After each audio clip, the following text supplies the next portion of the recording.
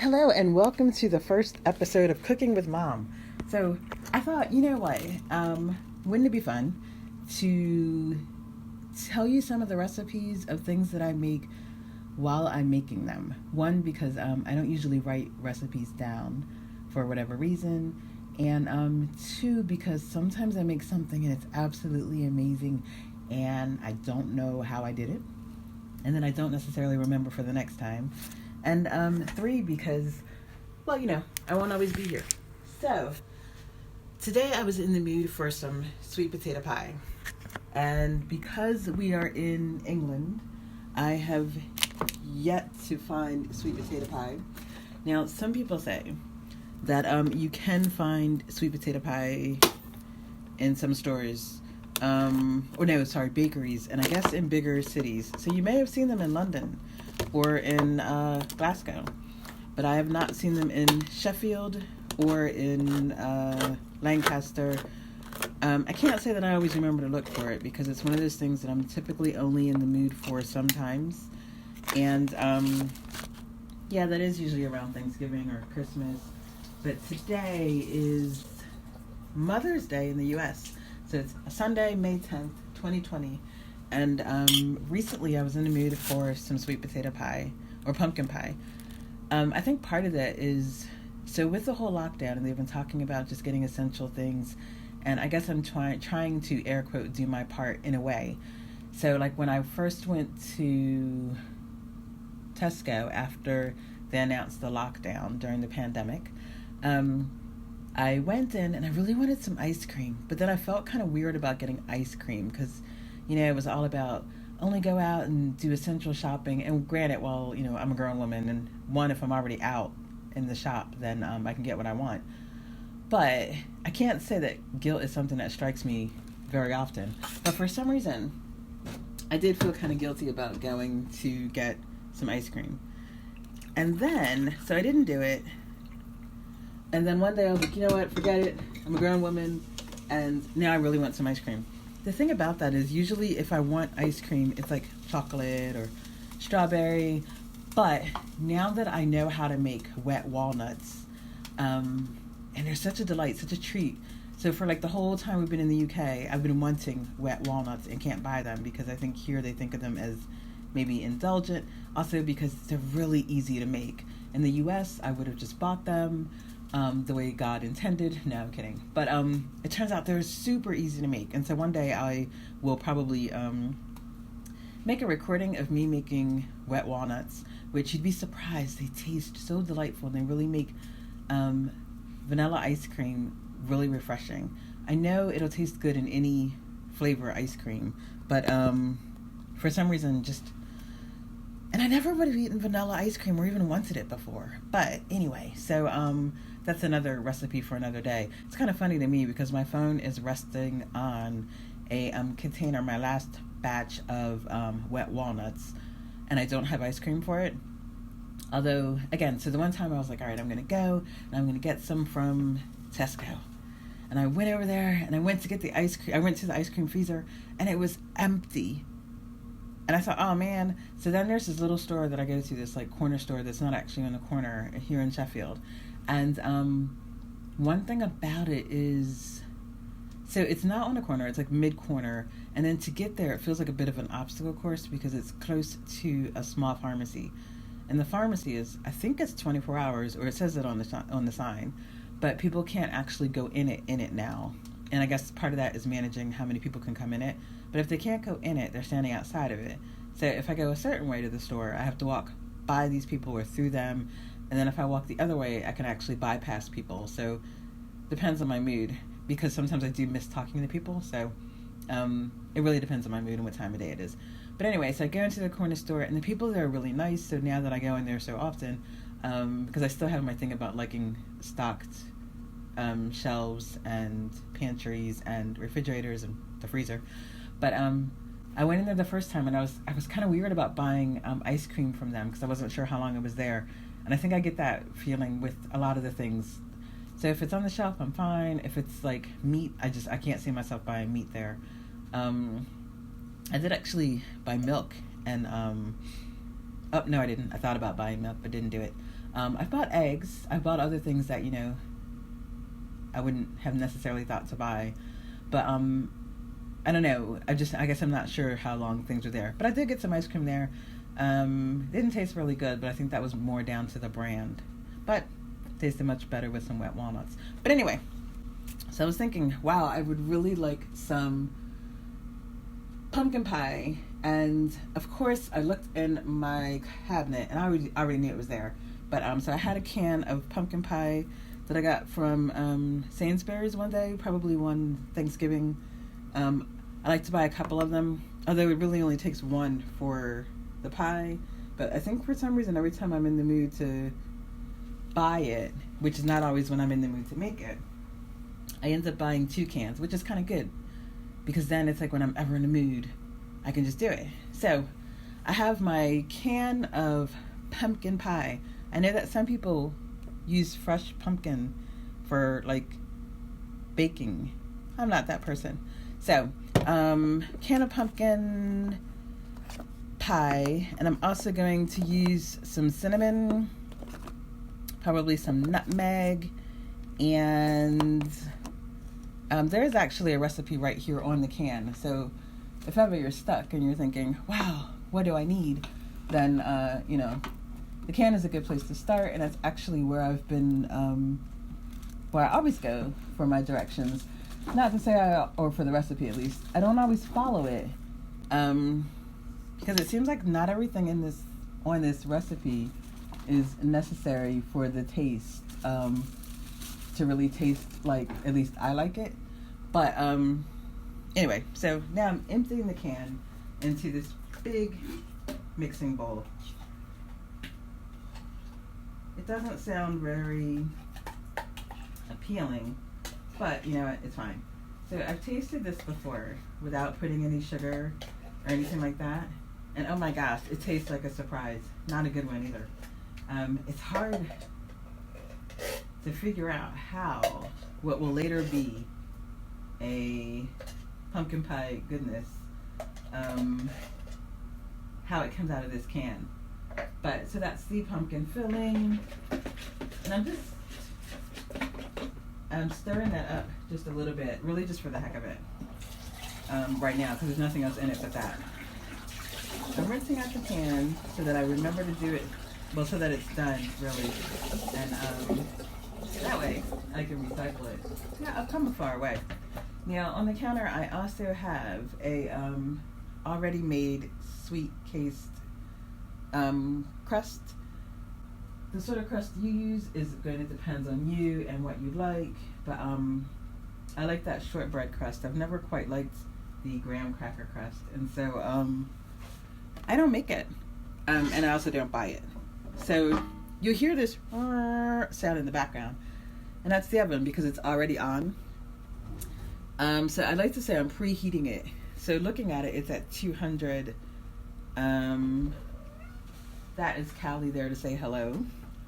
So let's see. The recipe says to put it on 220 to preheat. So I'm going to turn that up just a notch. So now the oven's on 220. And the cake pan is just to the side. Now I know, like, when I watch baking shows, they do a lot of that blind baking, and I think that's more like if I was actually rolling out the pastry to make my own dough. And since I'm not doing that, I'm also not doing the other.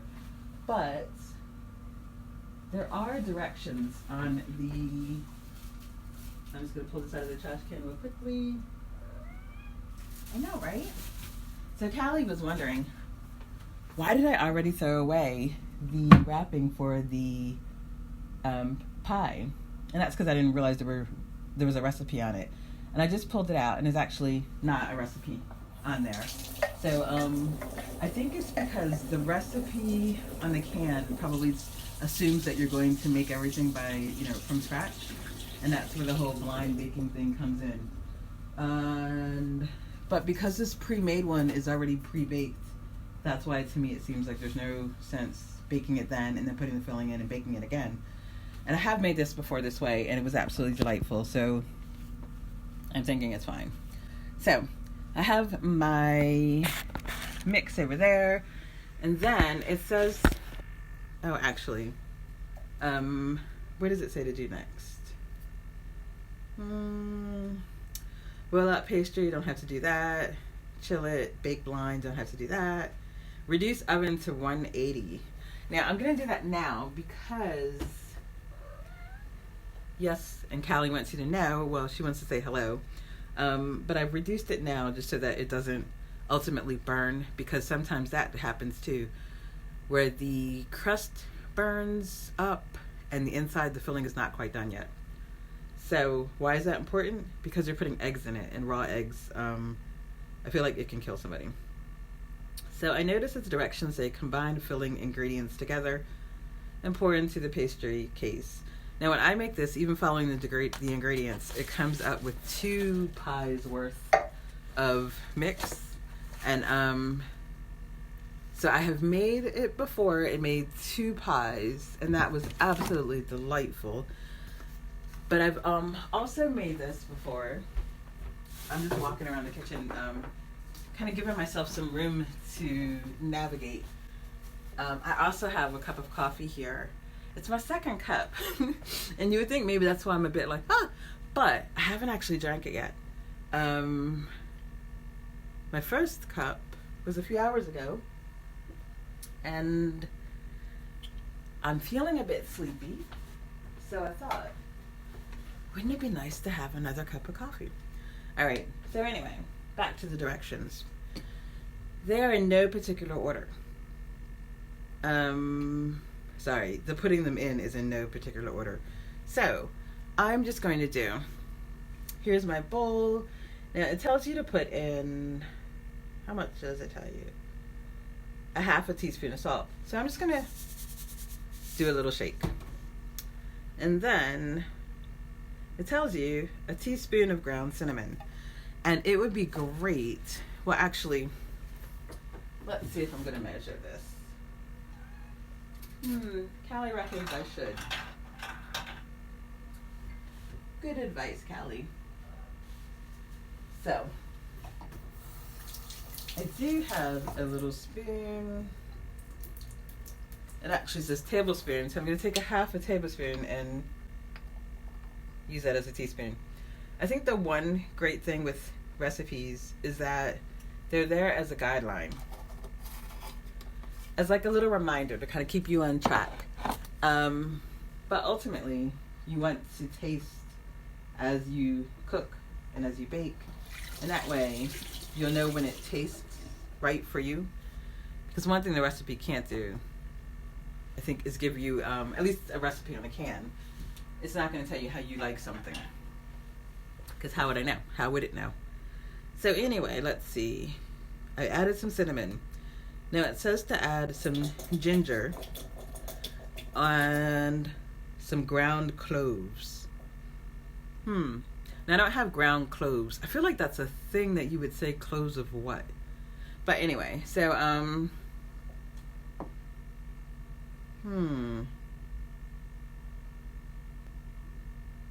oh yeah, I was thinking that's funny. I thought there were eggs in here. There actually are eggs in here. I just skimmed them and went right down to the seasonings. I don't know why. So anyway, apparently I don't think I'm gonna put ginger in it, which is mostly because I have a bunch of spices, because Marat and I are cooking later and we're going to make curry for the first time. So I took out all of those spices, and then I thought I actually had ginger, but it doesn't seem that I do. And I would highly recommend putting out your spices and seasonings and ingredients before you start making something, because you don't want to find out halfway through that you're missing something. Now, ginger is never one of those ingredients where I'm like, oh no, I don't have it, I won't be able to do what I'm going to do. For this recipe, it would take, like, if I didn't have, I don't know, the pumpkin mix. So looking at my spices and things, my goodness, oh, okay, those were on sale. I was trying to figure out why I have 3 things of mixed spice, and one is ground spice. Um, Never opened, so clearly I didn't use that for my last one. And in this mixed spice, let's see, it's cinnamon, coriander, and nutmeg. But no ginger. So, it looks like there will not be ginger in it again this time either. And I'm apparently fine with that. So, no ginger. But, now it says to add, of course, sugar. And it asks for, I just read this, 170 grams of sugar. Now the thing is, it also says to use a can of, I'm just stirring in that cinnamon and salt, and with the pumpkin, it's getting a bit brown, but that's also because, didn't I just put a brown seasoning? Tasting it, yeah, not awful, but not something I would necessarily buy. Now today, I did not get condensed milk. And the funny thing for me is, I can't say I like it. It's thicker than regular milk, and I love regular milk. So condensed milk is actually condensed with sugar. That's probably why it's thicker, and it's probably why it's sweeter. That's the only thing I like about condensed milk. But I found a recipe. I looked it up to see, can you use regular milk instead of condensed milk? And you can. You just have to add extra sugar. And I think that's going to be down to taste. So, because it was going to be 285 grams of condensed milk, and this can is 425 grams, I can use just over a half. I do have a measuring cup. I know, right? So, Callie and I were noticing that the cup is in liters and not in grams. So, what I'm going to do, because I love milk, I have a whole big thing of it, and I'm going to, good thing I cleaned out that can, put, I think I'm just going to do about half, because again, condensed milk is thicker. And I'm actually not going to pour it all in right now. So I just poured about half of the can. Stirring that up. And Callie is looking because she's like, wow, what are you doing? And it is an actual pretty color. Then I'm going to, now I do have brown sugar and white sugar, but I'm just going to use the white sugar. So I'm going to put in a lot of sugar. I would have measured that, but instead, I basically covered this is the bowl that was in the can of sugar. I just basically poured sugar on top of that as if that was a layer, and now I'm stirring it together. Now, let's see, I'm going to taste that. A bit crunchy because of the sugar. So probably if I had like some sort of blender, would I blend it? I don't know.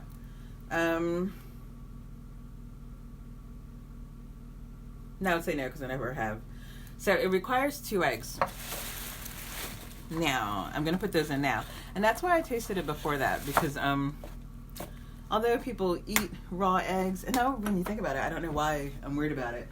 Because when you put it in cake batter, they're raw, and cookie batter, they're raw. But anyway, so I'm putting in the raw eggs, and I can taste cake batter and cookie batter. But for some reason, once I put them in here, I'm like, oh no, they're raw. So, I am stirring. That was Callie jumping off of the counter. And April has joined her now. I thought she might jump down too, but she kind of likes perching over to look at her mom and watch her. In case she decides to jump on her later, she really just wants to know where she's at. So I'm stirring this together really well. And, I would say that, wouldn't I? but it's to make it smooth. And I think really just to get those grains of salt to be less grainy. Now tasting that, it tastes quite good, and it tastes a bit like a pudding, like actual pudding. And that's good because, remember, I only have the one pie case, but what I'm thinking of doing is putting what's left over in another sort of container, and then freezing that for another day. And that day might be like a day when I want to make some cream, which I really like whipping cream, and it turns out you can make that yourself too. So let's see, I'm looking for a container to put it in. The container I found is a bit larger than I probably would have used, except my smaller one has my wet walnuts in there. So I have my large container for when it's finished. For some reason I thought I thought vanilla went in this. Looking again at the can, it does not call for vanilla, but I actually like vanilla, so I'm just going to put a drop of Madagascar vanilla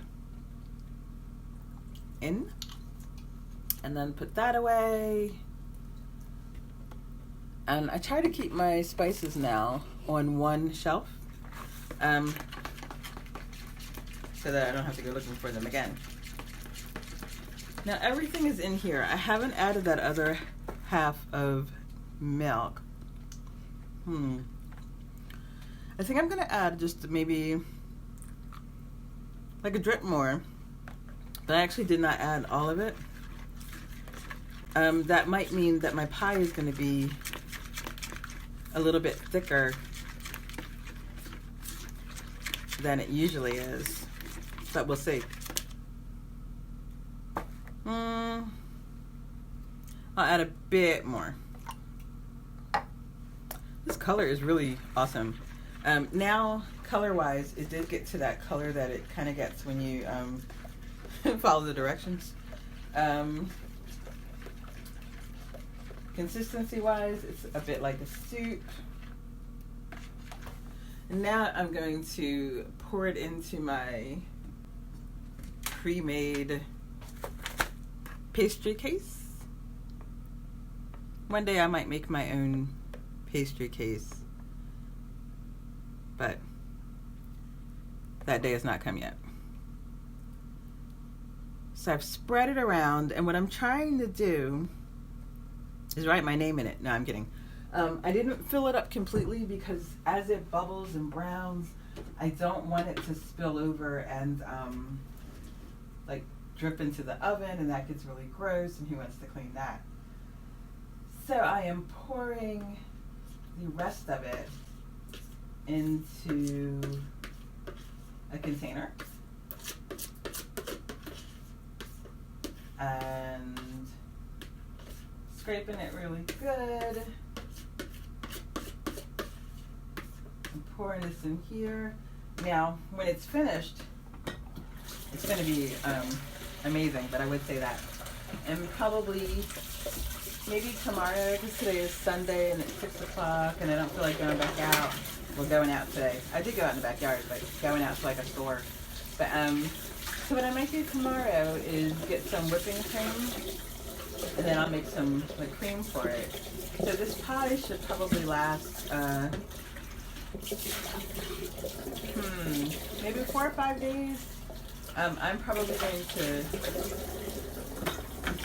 probably try to eat it in 3 to 4 days, only because it seems like on one hand, if you were freezing it, it's definitely going to be good because you can freeze it and you could put it in aluminum foil and then unthaw it and then put it in the oven to warm it up, and it would be, you know, really delicious. If it's out, like if I had a pie plate to put it on or something, that might be really good, but I don't. So that is the snap of the lid, and I'm going to put the pie in the oven. If you were making 2, you would probably put 1.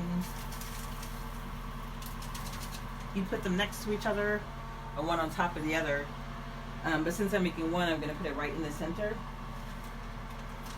also, just in case I got my measurements, not measurements, my pouring a bit off, and so that in case it does bubble over, the pie case came in a silver tin, and I'm putting that inside or on top of another. It would be great if it was like a cookie tin. Actually, that would be really good, wouldn't it? Let's see. And I do have one. So instead, like, I had put it on top of another pan just so that if it was to leak, it wouldn't be like a horrible disaster. But because it hasn't been in long at all, I can take that out, put it on a cookie tray, still in the tin. And that's just so that if it does bubble over and spill, then it's just going to spill right in that cookie tin and not make a mess. So, let's just quick rinse off. All of my dishes are already clean. The pie is in the oven. According to this clock, it is 6:03. Oddly, this clock is 7 minutes or so fast. But anyway, the recipe says in 40 minutes to pull it out. I'm probably going to check on it before then, and then we'll see how long it actually took. I will let you know how it comes out. I love you. Bye-bye. So, just following up, I tried the pumpkin pie, and I have to say, although I probably would say it, it was really quite tasty. I did take a picture of it, and I will put it with this post wherever I end up putting it, so that you can see it. Probably if I were to do anything differently, I would have filled the pie pan up a little bit more. As it was, I really liked it, but that's also because I like short crust pastry. So it was probably that the pie was just a little bit thicker, not like a lot of it, but just like a little bit thicker than the actual crust. No, it was more than that, but it was definitely not to the brim of the pie crust. So I probably would have added a little bit more of that. I know some people, I think, brush the crust with either butter, which I feel like would brown it. I think some people cover it with aluminum foil, and I could see why you would do that so that it doesn't brown too fast. But I did check it after 20 minutes just to see how it was doing, and the crust at that time looked really good. The pie itself just really wasn't done. So I left it in for probably the full 40 minutes, and then I took it out to cool, and I left it in the pan that it came in, because remember the crust came in its own pan, and then I left it on the top of the stove, and then popped it in the microwave. I probably wouldn't leave it in the microwave for long, and I may put it in the refrigerator so that it stays fresh. But to eat it, I do enjoy my pies to be room temperature and not too cold. So I will have to decide if I want to leave it in the microwave or like put a cover over it. It would probably be great in a cake plate with a cover, but I don't have that. Or I might just have to wrap it up, put it in the refrigerator, and then warm it up when I want some. So we'll see what happens with it tomorrow. But I really enjoyed it, and it was a nice, refreshing pie. I really liked being able to make it, well, especially because I kind of have to here. But it's something I would definitely do again. And maybe even I might make some whipped cream to go with it. We'll see. That's all for now. What a busy cooking day. So it's still May 10th, and just a few notes about, so earlier Murat and I made curry. So he was in London at his place, and I was here in Sheffield at home. And because we can't see each other, I really, miss being around everyone and talking to everyone. So it was really nice to be able to do this together. So what we did it over the phone, which is quite nice because neither one of us are very much into talking on the phone. So this was nice, I think, comfort level. And also because it meant that we could have our hands free, we could hear each other's voices, and we could still, cook. So I had my laptop on the kitchen table because that's where the directions were. And every once in a while, Callie would sit on my laptop, and she changed the settings so it was HTML, but actually that was just because she had opened up 2 other tabs. So this time I didn't have to figure out how to undo that, which I had to do before. Sometimes she likes to change the orientation of the laptop screen, and so I have to undo what she did. Other times she likes to open up the projection panel, and this time she didn't do that. And it's quite odd because the things that she likes to do on my laptop usually require 2 steps, or like 2 different hands. And so how she manages to do it, it's a bit of a mystery, though she sits there and she looks quite comfy on my laptop. But anyway, so the recipe I used was on BBC Good Foods. It was for an easy chicken curry recipe. I think a couple of things for me were that I think although I read it as curry, in my mind it's a bit like chili, which is of course not at all true. But I had read through the recipe. I say that, but I don't know that I actually did. I read through the ingredients, and I did that because I went to Tesco. Like there were a lot of seasonings that I don't have, so I went there with the mindset of buying the ingredients. There are a lot of ingredients, so I'm telling you where the recipe is because I think it's definitely something that you might want to follow. It really was easy, although I didn't follow all the steps. So I didn't even have all the ingredients, and that's partially because, we're in a lockdown. And so I went to the little Tesco because it's usually not that crowded, and I went early in the morning on Saturday. And then I went to the little corner store because I thought they might have some of the spices, and because their Coke is cheaper, and because they have flour, which I didn't need for this, but in general. But they also didn't have the spices. So I could have sworn I bought turmeric, and I thought I bought fennel seeds, but I can't find them, so maybe I didn't. What else did it need? It needed chili, which I didn't get. But I thought I had chili powder or curry powder. I did buy a little curry powder. But I don't know if I did have chili powder. It's gone now. It also needed some cinnamon sticks, which I didn't buy because I had ground cinnamon. What else did it need? Garam masala. So it needed that, and I saw it when I was in Tesco. No, I'm sorry. I saw it from the recipe that it needed it, but I didn't find it in Tesco. And so what I did find was chicken marsala sauce. So I thought marsala, so I got that. Totally different thing. That's actually the whole complete sauce, and I could have used that, but that wouldn't have been what I wanted to do today. Because today I wanted to cook, and I wanted to cook with Marat, and really just like we were trying something that neither one of us had tried to cook before. I haven't actually eaten a lot of curry, although it's kind of famous here. I have had chicken tikka before, and I believe I've had butter chicken, but I've never had like I don't know, I guess other types of curry. So, again, so in my head, it was kind of like a chili, and I kind of thought that, I would either use the sauce. I knew there were a lot of things I didn't have. Like I got the onions because I love onions. I didn't have garlic cloves, but I do have, garlic like salt or garlic granules. So, it was only ever going to turn out, different. So, and they didn't have, I looked up again and found that garam masala is actually mixed spices.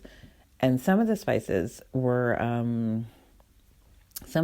it wanted are actually ones that were already going to be in the recipe. But that mixture, I guess it's a bit of a mixture. It's some of the spices weren't in there.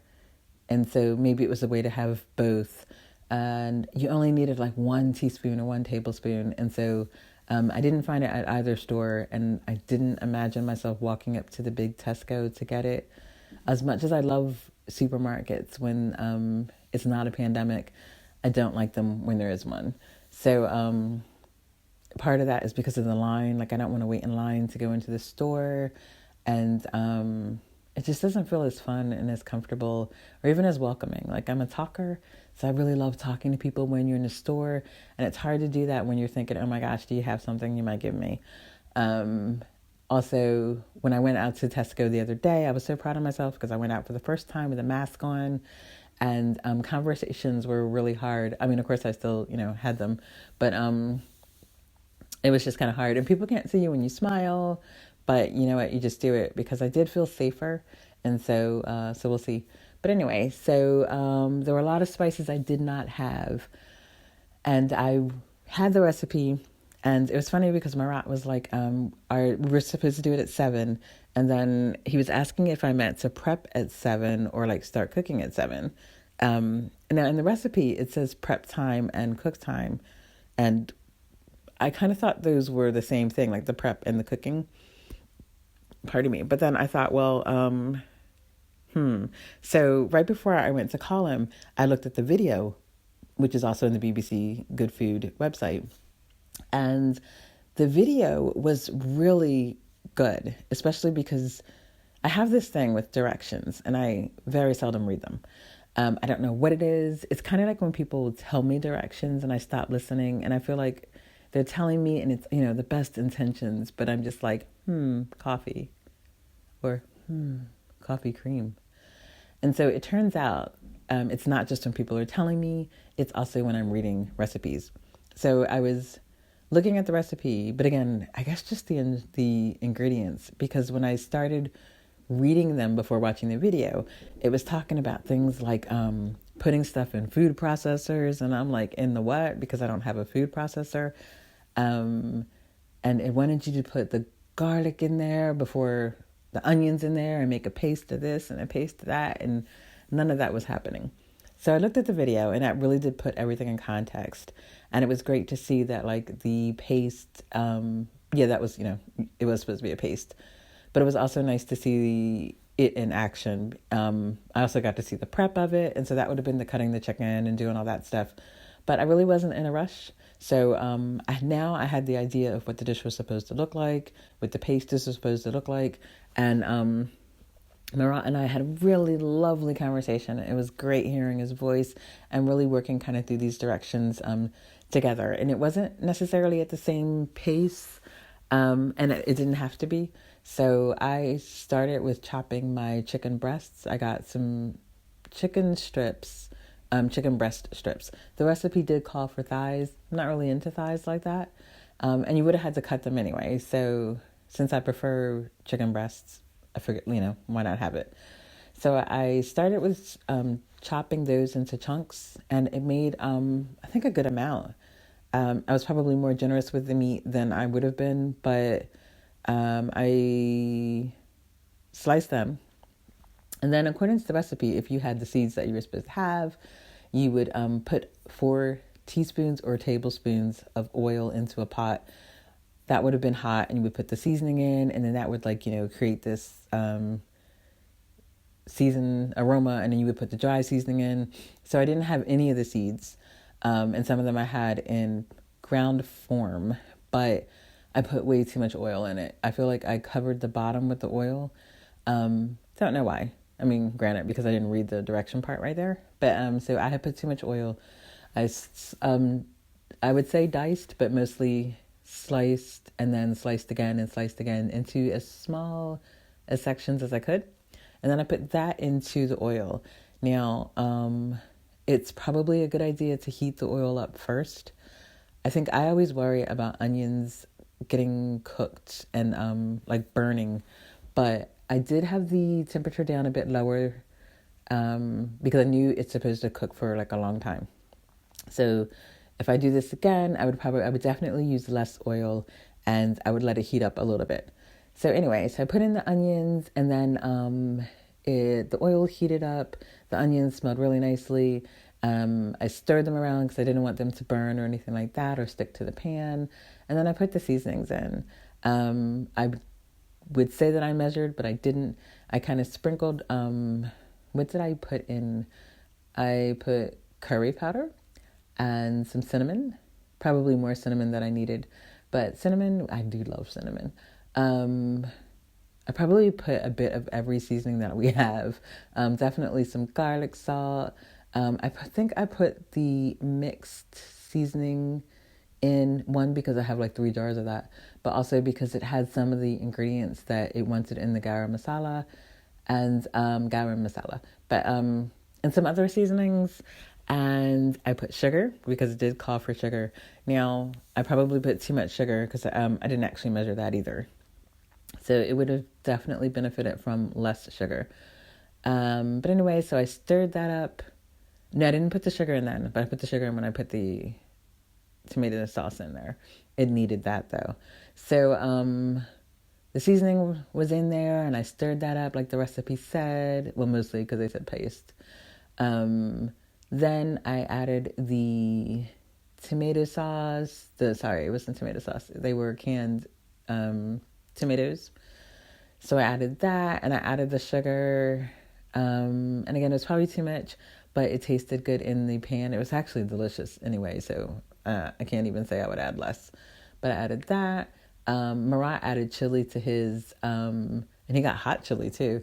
I don't know that I would have added chili. I probably would have if like I was making it for someone else.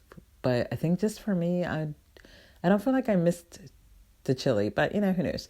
But anyway, so I cooked that down and let it simmer, and you could see the onions were really cooking and cooking down and getting like really soft, and then that was really nice. And I let that simmer, and then according to the directions, it was like at some point you put the meat in and you put it in for like 5 minutes and you put something else in and then you keep the meat in for 10 more minutes. And I would have never thought that you could have made chicken in like 15 minutes. And so I was really super surprised. Then I put a lid on it, which it actually didn't say to do, but to kind of simmer it a little bit. And then it was mostly done. And so I had made some rice, and because I don't know, to me it was a meal with rice and it wasn't without rice. But so I made some rice and Marat made his rice, and then we had a really lovely dinner conversation over our food. So mine came out a bit sweet, but not it wasn't too sweet for me. And I had it with some lovely fresh made homemade iced tea. And I did notice when I was pouring it, that you could see the separation of the sauce and the oil. And I think that comes from me having put too much oil in it. And I did see the directions said something about boiling something down, reducing something, but I feel like that was water. So it was expecting there to be water in the paste for the onion and the garlic, but I didn't have that. And there was a point where it said about adding more water. And I did add, it was supposed to be chicken stock, but I didn't have that. And I was thinking, like I was in the store and I didn't get it because I thought that you would cook the chicken separately and that would make its own stock. But since you made it in the sauce, it didn't make a stock. So I did use vegetable stock, and it wasn't that was too much either. So I feel like it was clearly the oil that had separated from the sauce. I don't know how I would have gotten that out. Maybe you like strain it. Maybe you cook it for longer, like simmer it for longer. It seemed like, I don't know, could have just like scooped it out. But either way, I didn't notice it as much when I made my bowl, like what I was going to eat. And then I did make another bowl. I didn't think Noah was going to like it. So I did just make him a little taster plate of it. And I made another bowl because I feel like it's going to be the sort of thing that tomorrow as a leftover, it's going to be delightful. Noah did find it too sweet, and he thought the sauce was a bit watery. And there really wasn't much sauce on his. Like he had red tinted rice, like sauce kissed rice. But I didn't give him, I think, the sauce part of it. So I feel like tomorrow I'm going to have to give it a good stir and really mix up the rice and the chicken with the sauce that's, on top of it. And hopefully by then that oil will have mixed with the sauce a little bit. But yeah, if you do try it, I would probably recommend following the recipe. But I'd also recommend still throwing in some of those flavors that you do like. So definitely taste the sauce. Like once you get those spices and those onions and the garlic and all that cooked together really nicely, maybe give that a taste. I didn't taste it until I put in the spaghetti, the canned tomatoes. I also didn't get sweetened canned tomatoes, so maybe that would have been a difference. I wonder what's the difference if you like use tomato paste and because I didn't use that, mine was in a can. But anyway, it was refreshing. I was so glad I tried it. I would definitely have ordered it even as it came, the way that I made it. I would have ordered it. It was delightful. I think it'll taste good as a leftover. You know that I don't often eat leftovers for whatever reason, but I feel like I will eat this tomorrow and be quite happy to have it. And yeah, I'm looking forward to making it again. And I hope that you make it and you enjoy it. And that you either follow the recipe or that you know where to try something different because you want to try something different. Or maybe the first time you make it, you'll follow a recipe. And after that, you'll grow in confidence and know exactly how you like it, or know where you can take something out or try something new. So I used chicken because I like chicken, and I used the part that I like because I like that part. But I did at one point wonder if I could have used shrimp, and it would have been a completely different dish. But I mean, why not? Like, if you're in the mood for it, why not? But anyway, so that was my experience making chicken curry. So tonight I made myself fried chicken. It's one of my favorite things to make. Well, fried chicken wings are one of my favorite things to make, especially when they come out right. Now, when I was a kid, Gran used to make them, and she used to make hers. She had a deep fryer, and she used to use eggs and put milk and seasoning. And then she used to dip the chicken, so she might use any part. My favorite growing up was like the breasts. April said that's one of her favorites too. So she used to dip them in that, and I think like maybe let them sit for a bit, and then shake them in a bag with like flour with also seasoning, and then put that in the deep fryer. And to this day, I feel like my grandmother made the best fried chicken that I've probably had in my life. So why don't I make my fried chicken that way? That's a great question. I don't really know. I feel like years ago I tried it, and I probably tried it before I was ready to try it. So maybe it came out actually eggy, which you never want to taste the egg. So maybe that means I didn't have it in there long enough, or I had it in there too long. I'm not really sure. But I probably tried it maybe once or twice, and then I stopped. I feel like Gran also maybe used buttermilk, which probably had nothing to do with why mine didn't come out good. But just something that, maybe you want to try. From what I mean, it was delicious. When I make mine, I don't do that. I used to make it with cornmeal back in the U.S., and I don't do that here either, although I have just seen cornmeal at Tesco. So I could, and I think I have, but usually if I'm using cornmeal, it's, I do like the crunch, but you can get that same crunch with flour, and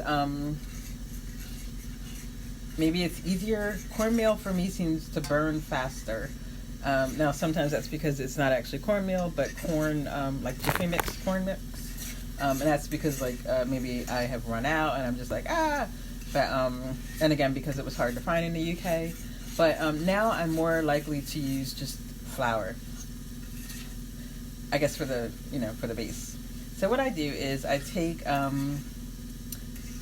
used to put it in a bag and shake it up and stuff like that, and now I would probably do that depending on the piece, but because I'm usually just doing wings, I actually don't do that. So I take a plate and I pour the flour onto the plate, probably enough to coat the bottom of the plate, and then more. So I can tell you how much it is, but I don't know. But definitely more than a cup of flour. But why not start there? But I would just pour it on a plate, and then if it doesn't look like it's enough, it probably isn't. You could always add more flour, except then I would recommend adding more seasoning. So to the flour, I add seasoned salt, some garlic if I have garlic powder, a little bit of salt, some pepper, maybe mixed herbs. It kind of depends what I have, but it's always seasoned salt. And when I have it, the Knorr, it would be seasoned salt, except it's like yellow. So it's probably just basic seasoning. But I like that. So what I usually do, I will coat that top layer of flour with seasoning. Then I mix it all together and fold it in really nicely, and use my hands. And it's enough flour and seasoning so that if I put a wing on the bottom, like on that plate, I can then like flip it over and then do the top. Now if I put more, I could probably just, not even have to flip it over. If I put it in a bag, that's the cool thing, because then you just shake it up and it does all the work. So I could use a bag, but I don't. I put it on a plate, and then I like to kind of like rub the flour into so that there's flour and seasoning all through. I think some people probably also would have seasoned the chicken separately. I don't. But so my flour is nice and seasoned, and like there's orange and there's the green flecks of mixed greens, and then there's the yellow from the Knorr seasoning, whatever it is, and there's a little bit of pepper. And while I'm doing that, my grease is getting hot. Now you can fry it, of course, in a pan or in a pot. Lately I've been using a pot. I think for me it kind of depends on the pieces of the chicken. So if I were to be frying breasts, I'd still use the pot because it's deeper. Maybe if I'm like pan frying something, then I would use a pan.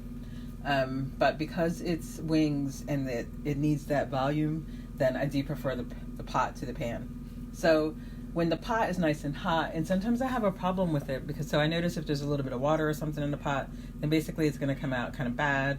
But that's usually with French fries. But anyway, so make sure that your pot is just oil that is dry before you put it in there, fresh oil, and then when it's nice and hot, so it's hot you could put your hand over it. That seems a bit dangerous would be the first word that comes to mind. You could also sprinkle some water into it. Then you'll hear it, popping and bubbling and stuff like that. Now, if it's too hot to the point where the oil is like popping and stuff like that before you put it in there, you might want to just take it off the burner, turn it off, give it a few minutes to cool down, and then start again. So it could be that the grease is too hot. So while you want the grease to be, super hot when you put the chicken in, if it's too hot, then it's going to be popping all over you and your face and your arms and on stuff. It gets in the wall, and like, how are you going to clean that off? So if you have it down just a little bit lower, you can control how fast it heats up. Again, if it's also too hot, then something might burn, or it might cook on the outside and like darken on the outside, but be raw on the inside. You don't want that either. So when it's hot but not smoking, again, if it's smoking, then it means it's way too hot. Take it off, turn off the stove, let it cool down, and then maybe start again. Unless you see like burnt in it, then you might as well just like take that out or start with a fresh oil, because it's going to get all in your flavor of your chicken. But so let's say your oil is nice and hot, it's not popping, but it's hot, it's sizzling. If it's not hot enough, then that oil is going to kind of soak into your chicken, and it's going to get a bit waterlogged, and you really don't want that either. So you want to stay in there, you want to be watching it and making sure that it doesn't get too out of control or anything like that. So then, nice and hot, your chicken's already coated, you're going to put it in. How long do you keep it in? Great question. I don't have a magical answer for it, but the best advice I came from Miss Tony, and that was because once I had fried some chicken, and it was probably really good on the outside, but it was really raw on the inside. And the secret to knowing it's done is because it floats. And when it's I guess because when it's not cooked yet, it's maybe a little more dense or whatever, and so it kind of soaks to the bottom. But as it cooks, it starts rising to the top. And when it's finished, you're going to have like a nice coated, crispy crust, and it's going to be floating to the top. You can try with a fork, pushing it down, but if it comes back up, it just might be done. Now, if for some reason you've only had it in for 5 minutes and then it pops up, it's probably something else going on and it's not done. It's just floating. I don't know why. But if it's been in there, maybe, I don't know, 15 minutes or so, and then you turn it over, and then you let it, because you want to make sure it's cooked on both sides. Now, if you put in a lot of oil, the one good thing, it might take a little bit longer for it to heat up, but it's going to fry evenly, and you don't have to turn it. If you don't put in enough oil, at least put in, or try to put in, enough to cover the bottom half of the meat, and then you can turn it over. I have found that sometimes it's going to burn because that heat's going to that oil is going to still be getting hot, and then you're going to find that it might just burn your chicken. But so try to use enough to cover whatever pieces of chicken that you're cooking. And again, I use wings because I love wings, and if not, I would probably fry breasts because that's my probably second favorite piece. And then maybe thighs, like if I'm cooking maybe for somebody else and that's what they like. But yeah, so then while the chicken is cooking, let's say I probably, depending on how wide your pan is, that's going to let you know how many you put in there. If you put in too many, they're not going to cook right.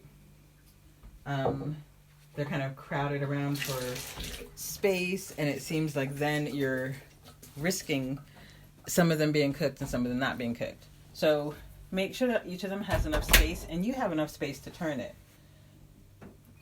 You'll know if you don't have enough space to turn it when you're worried about the grease popping up on your hands or something like that. So maybe put in a little bit less than you think. So you're only going to put them in one at a time. Don't dump them in, because remember, you have all that. It's going to pop. The extra flour rises to the top and it burns quickly. So before you put it in the oil, shake it off a little bit so you get that excess flour off. If too much falls off, you may want to put a bit more. If a whole bunch falls off, you might want to reconsider whether or not you need to use egg next time. But you put them in one at a time. See if you have some more room, then put in another one. And that room I'm talking about, again, is room so that you can turn it. Now, I didn't say this because I think everybody knows to do this, but just in case, please make sure that you wash off your chicken. So you want to wash all meat except for, like, mince, which is ground beef. But so like your chicken, if it was frozen, you want to unthaw it and wash it off. If it was in the refrigerator, you want to wash it off. If it was, I don't know, for whatever reason, room temperature, you want to wash it off. Wash it off, wash it off, wash it off. Yeah, that's it. So ideally, you will have crispy, well-seasoned chicken. You can always add some seasoning to it afterwards, but I think it tastes really good when you add it before it. Sometimes I make chicken and it tastes so good and I'm so happy. I usually probably, you can, if you make too much, you could always leave it in the microwave, or you could wrap it up, put it in the refrigerator. Maybe to warm it up, you might want to warm it up in the oven, because when you warm it up in the microwave, it seems to get a bit less crispy, maybe a bit soggy. But anyway, I hope that you enjoy your fried chicken. You remember to wash it off. You remember to wash all your dishes and stuff like that. Either like wash as you cook, after you eat, as soon as you can, really, and that way you can really sit down and enjoy your meal. Love you. Bye. Well, hello again. So I'm in the kitchen and I've just made what I think looks like a delightful steak, and I thought I would tell you how I did it. So I started out with an 8-ounce ribeye steak. I honestly don't always know how many ounces whatever it is that I'm cooking is, but this time I know because I've been getting meat delivered from a local butcher, and I'm really enjoying that. Although I'm not always sure I trust the prices. Now, some of that is because they don't have their prices on the website, and I'm always quite skeptical about that. I know they mentioned that they didn't have their, I think the delivery thing is their response to COVID, because a lot of people were self-isolating because they either had already had symptoms, they were quarantining because they definitely had it, or they were not going out because it is a lockdown, although they've been easing that as of this week. They've told people today, actually, that they could return to work. Today is Wednesday, May 12th. Could be the 13th. But anyway, so they've told people that they can return to work unless they can work from home. So the government guidance right now is really back and forth And it's quite confusing, and I think a lot more people are going to not know what they're doing and get sick. I went out earlier today to mail masks for Mira and Marat, and I've been wanting to do that for a while, but the store's been closed and I couldn't figure out the hours. And then like today I was thinking, I don't know why I can't figure out the hours. And it's because the hours are on their window. So they were in glass, except now it says, I'm sorry, yeah, they were on the glass written, and it says like open to close, but it's open blank, close blank.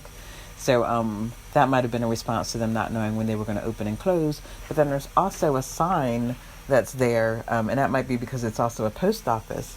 But the building itself, the glass, is when the store is closed, there's an iron gate, like looks like a garage door covering the glass. So you really can't see when they're open or closed anyway. So anyway, I went there and I mailed some things, and it was quite a surprise to me. So I'm trying to get used to wearing a mask. And the other day I wore one, and it was one that Aunt Wanda had made.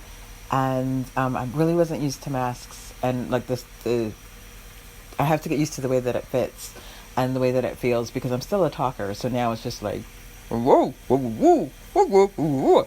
So I'm trying to get used to that. And I certainly don't want to be one of those people who like moves the mask to talk, because that feels like it's really just weird. And I do find that I feel more comfortable like out with it on. I just feel, I think, a bit safer. So anyway, when I had that one on, my glasses were like really fogging up, and it was like ridiculous. So I really couldn't see, and then ended up taking them off. And so the same thing happened today. I had on a different mask, and this one was a light mask that really was like £1.49 from the local store.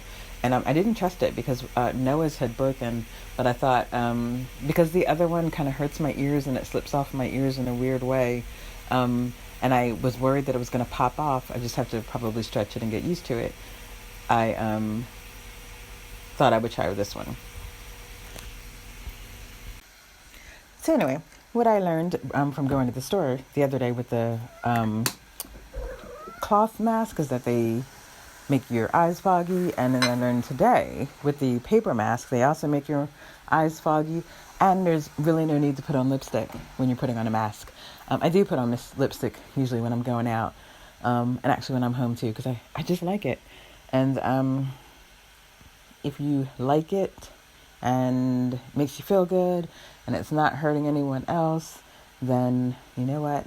Why not just do it? So anyway, all that to say that today I made steak, and it was quite tasty. So what I did, it's the 8 ounces, and the butcher comes over and she brings it, and I quite like that. So I washed it off. Of course, it was in the refrigerator.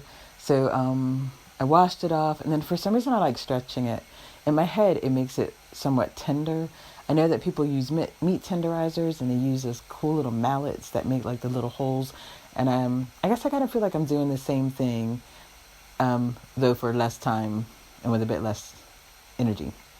But anyway, so I stretched it out, washed it again, and then I had put some oil in a pot, just a little bit, and I sliced up some onions, put those in there first, and didn't put it on very high, but I love the smell of onions, but didn't want them to be burned. And I did want some of that onion essence in the pot. So I seasoned the steak with some seasonal, some garlic. What else did I use? Mixed herbs, pepper, and I don't even think I put salt on it. Then I put it into the hot pan. Again, it wasn't on high, which was, I think I'm usually a cook on high person, but it's probably on like medium, and it was sizzling. I know Marat uses like 3 minutes on each side for his, and I think I actually didn't use timings at all, and probably my food has been, it's definitely been cooked, but perhaps overcooked. But anyway, so today I thought, I know that 3 minute steaks are not for me, so 6 minutes is, it's a bit too raw for me. So I went for about 5 to 6 minutes on each side, and then I left it in the pan, which they call resting, and let it do that for a while. And then while that was resting in the pan, I also had some fries cooking, and that was my steak. And it is delightful, easy to make.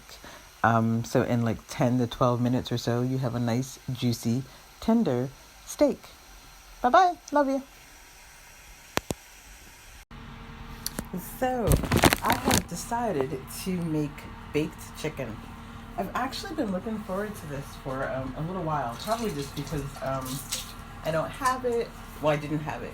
And it takes a bit longer to order food during the pandemic because, well, let's see. I don't necessarily want to walk to the big Tesco, although they have more.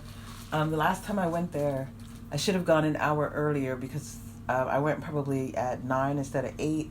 And by then, it looked like a club or like Black Friday sales or something. The line of people standing, it was like around the parking lot. And then it was something about like, even if I had walked over there, like walked across the parking lot, I knew that people driving were going to get in line before me. So like you could watch a car pull up and drive past you and know, I mean, it was, obviously moving faster than I was. And I just couldn't do it. So I turned around and went to the little Tesco. And it turns out the little Tesco has more meat than I ever thought it did. I think sometimes I look at meat in little stores and I don't trust it. I know for the convenience store, I wasn't going to buy it there. But at the little Tesco, maybe in my head it was more expensive than at the larger one. And it really might be. But I had bought a whole chicken from the butcher that comes to the house. And that was good. The only thing was the prices kind of throw me off because they never really tell you how much something is. And I don't know if it's because they don't know until they weigh it but like the chicken, I feel like it's already, it is the weight it's going to be. So it's already like packed up or something. Although it's fresh, it's not like they, kill it. Or like choose it that day and they're not sure which one it's going to be. But anyway, so I'm having a bit of a time with their pricing right now just because I know the last things I bought were the same price as the things I bought before it and they weren't the same things. So I'm not quite sure I know how their pricing works. So I knew that I wasn't going to buy a whole chicken from them because when I did, it was like £6. And I can buy one that's going to feed Noah and I. So I usually buy the medium or the small one, and that one was the large one. Now, I probably didn't specify to them what size I was looking for because I don't remember knowing that I could with them. And again, it's probably because they don't have a website, they don't have their pricing, and so buying from a butcher, it's definitely different. And also because I'm not, in the store and I'm buying it online. But I still like having, I guess, the idea that they're cutting it fresh and they're bringing it here. I like that it's a local butcher, although to be honest, I've never seen it. I haven't been too far. We've been in Sheffield since September, and there's so much I haven't seen yet. But it's considered to be in my area, and there's even so much in my area that I haven't seen. I've seen things on Abbeydale Road left and right, but like when Amir was here and we went for that walk, to another store, and that was still in Sheffield, and it might have even still been another edge. But there's so much more I want to see, and I really feel like I want to get some sweat clothes now because as much as I want to see it, I don't really see myself walking around like that in jeans. I don't know. I see me doing it in sweat clothes. Maybe that's because it reminds you like it's exercise. Although granted, if I do take that walk, I'd probably want to go into a store, but never know, maybe not. But anyway, so this chicken I got from Tesco and from the little one, and that was great. So I knew what I was getting. The price wasn't more than I wanted to spend. It was probably about £1.50 less, and I wanted this today partially because I really want to make chicken stew for tomorrow, and I'm really enjoying that as a dish. Because it's nice, it's hearty, it's homemade, and that's just really leftover chicken, which I don't necessarily partake in leftovers that much. I don't know why. But anyway, so I have here a whole chicken, and I have washed it off and put it in a pot. Now I'm going to get some butter, because I'm going to put some butter on the outside, kind of like you would do a turkey. But I don't always cook chicken the same way. Sometimes I just throw seasoning on it, put it in the oven with some water in the pan. But today, because I really quite like a crispy chicken skin, I'm going to put some butter on the outside. So you would cut it with a knife, and then you would use your hands and just rub, kind of like massaging the chicken. So I'm just going to put it all on the outside, and then because I put I put butter on a paper towel. Now, granted, it probably would have been easier if I put it on a plate, because then it wouldn't be sticking like it is to this paper towel. But I'm gonna rub some inside the chicken. I feel like because I would do that with turkey, and turkey does seem to come out quite juicy and tender the once a year that I make it. So now the chicken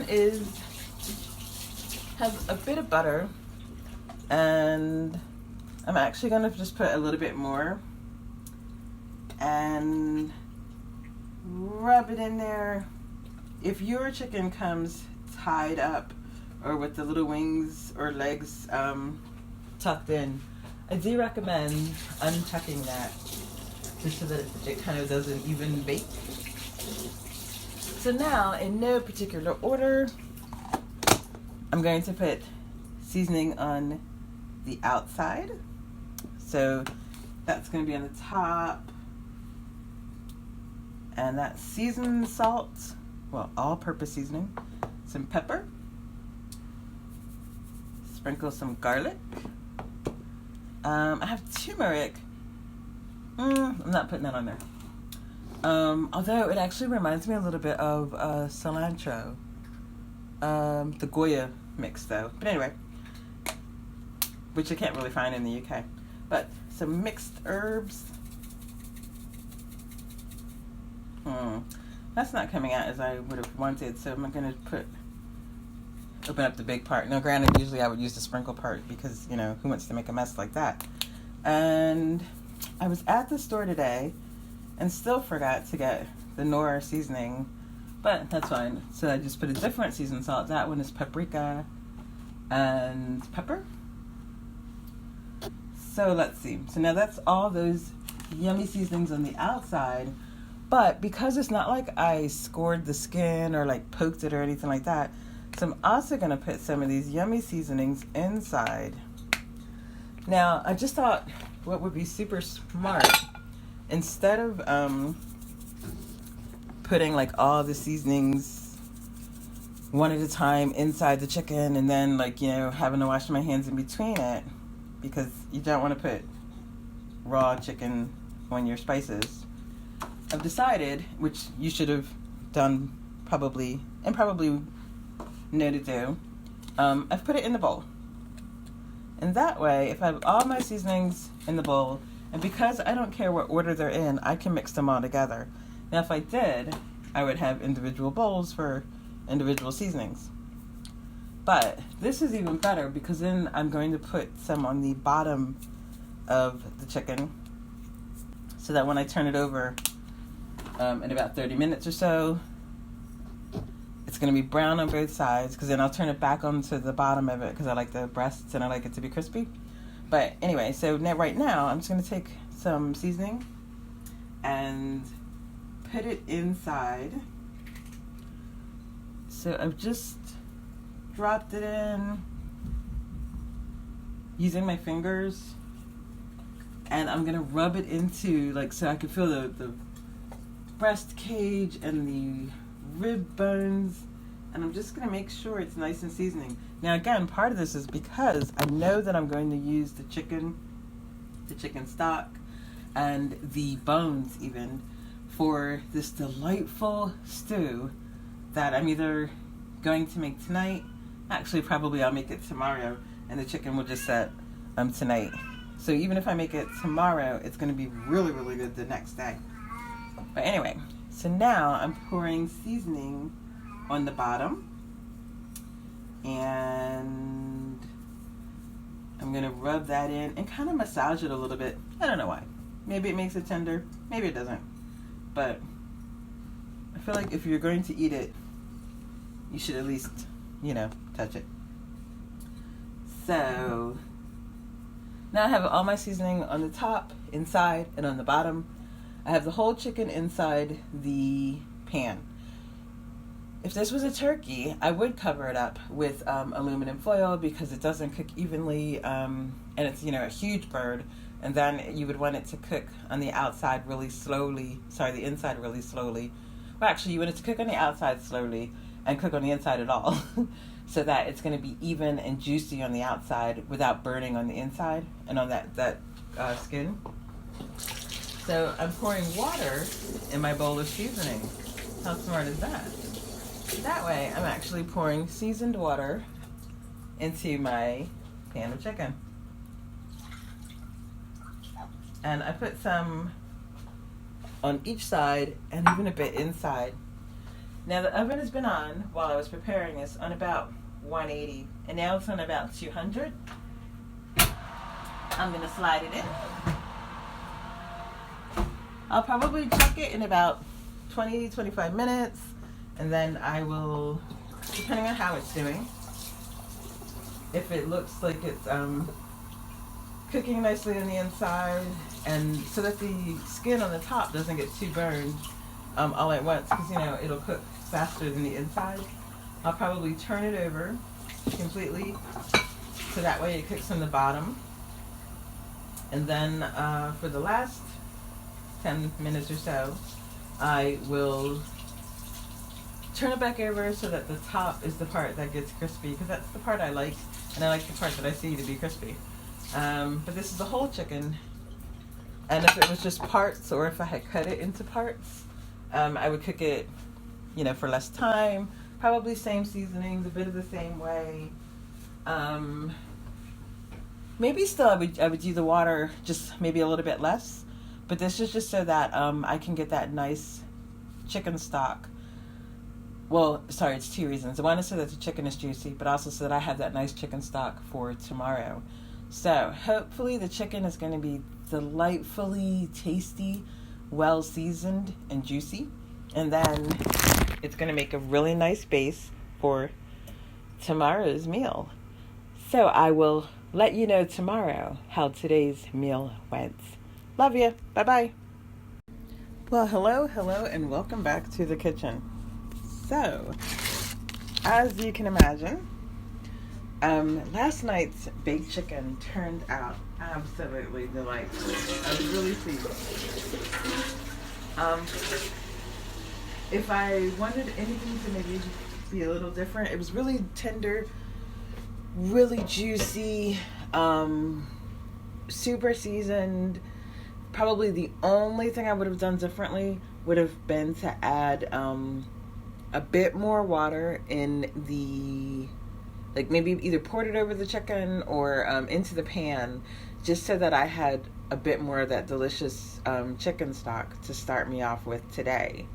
Although saying that, I feel like there's a way to bring that back out, and that just might be, so what I was going to do, this actually might work.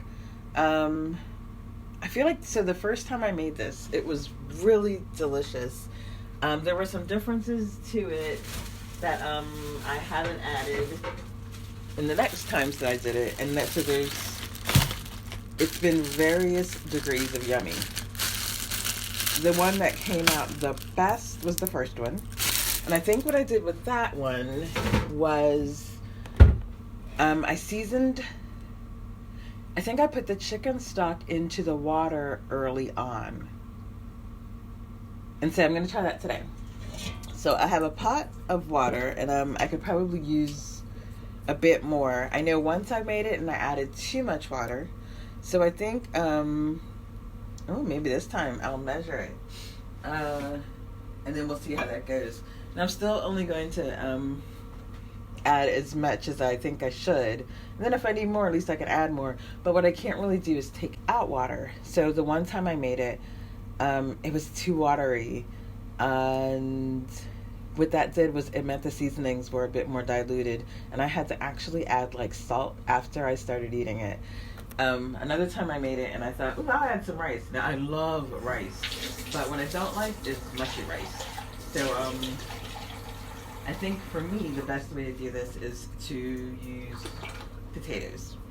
So right now I already have about 2 cups, maybe a cup and a half of water in the pan, and I'm adding, let's see, that's 1 more cup. I think it's going to be about 2 more cups. Yeah, I'm just going to add 1 more. So because I'm going to be the only one that eats this, I don't need it to stretch but so far. So now that's about 4, maybe 5 cups of water in there. And again, I can always add more if I need to. Also, what I'm going to do, I'm going to season the water. Now, the first time I did it, I had like a bag of carrots, and I'm not really a carrot buyer, but I had them because we had gotten those food boxes from Morrison's, which was great. So around that time, it was the lockdown had started, and they had asked people not to go to the stores if you didn't have to, and that was kind of I guess it was a judgment call. So when they meant was if you were sick already, or if you were one of the people they considered vulnerable in a vulnerable population, and they did that based on like age, and also if people had been diagnosed with certain medical conditions. So Sainsbury's had this list, and in the beginning, they sent me an email that said that I was on the list, and I was thinking, wow. Then after that, they sent emails that like they were checking the list with the government, and I know I felt kind of weird about being on the list in the first place because I was thinking, there's nothing wrong with me. Why would I be on this list? And then after they were checking it with the government and stuff like that, like I stopped getting those emails, which was good. But also, I haven't shopped at Sainsbury's. I haven't gotten deliveries from Sainsbury's. I did go to one Sainsbury's in town, and that was probably back before, I think it was actually before the whole lockdown. I feel like I haven't been on the bus since then. And maybe when I went to town, no, I must have. I think in my head I had it that I could get more things there, and then and it was fine. And I think I only had to wait in line once, and that wasn't even a long line. It was like 3 people, and I had gone right after that hour when it's for people who are vulnerable, and it was like care workers or something like that. So there weren't a lot of people in the store or outside of it.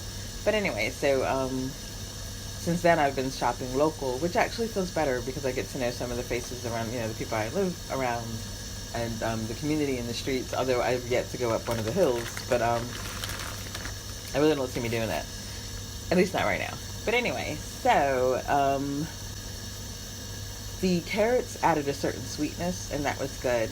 And maybe, again, I'll get some carrots. But the box was from Morrison's. And that was because it was so hard to get any food deliveries. So I love getting groceries delivered. I've loved that since we came to the UK. Although I really, really like big supermarkets that are well stocked. I don't like to be around a lot of people, but I really never have. Even when I go out for Black Friday, it's been because I'm a competitive shopper. Also just kind of competitive in some areas anyway.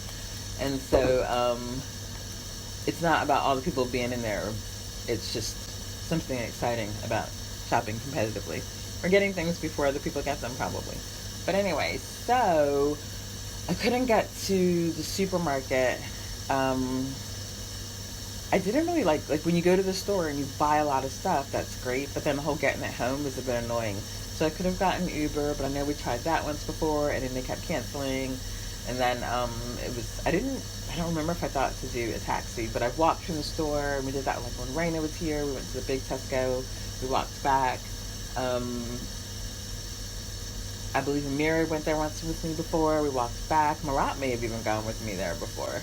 But during the pandemic, of course, it was just me going. And luckily, the one time I did go to town and try to go to the butcher's in town, I went there, got there at the time it used to open, and just that day they had a note out that said that they were opening like an hour later, and I was like, forget it, because there really wasn't a place to sit around, and I didn't want to. But around that time when all the supermarkets were like, you couldn't get a slot for like 3 weeks, and I was actually worried that they take out the money that day and then you don't know what you're going to get, but they actually don't take out the money until the day of the delivery. So, I learned that throughout. I don't even remember. It was definitely after everything started kicking off. But I would have thought I would have known that. But I also always ordered the night before for the next day. So actually, how would I have known that it turns out they don't take the money out until the night before if I only ever ordered the night before? Anyway, so you couldn't get any deliveries from like Tesco or Morrison's as a market or Asda or Sainsbury's. And then Morrison's came out with this Essentials box. And it was a bit like those boxes you would get as a kid, those mystery boxes. And it's funny because when I look at them or hear other people talking about them, I'm like, oh, I would have never wanted them. But there was a time as a kid I did like them, because you never knew what was going to be in it. And it was a bit like Cracker Jacks, which, to be honest, I was often disappointed by what was in there. There were some times when I wasn't.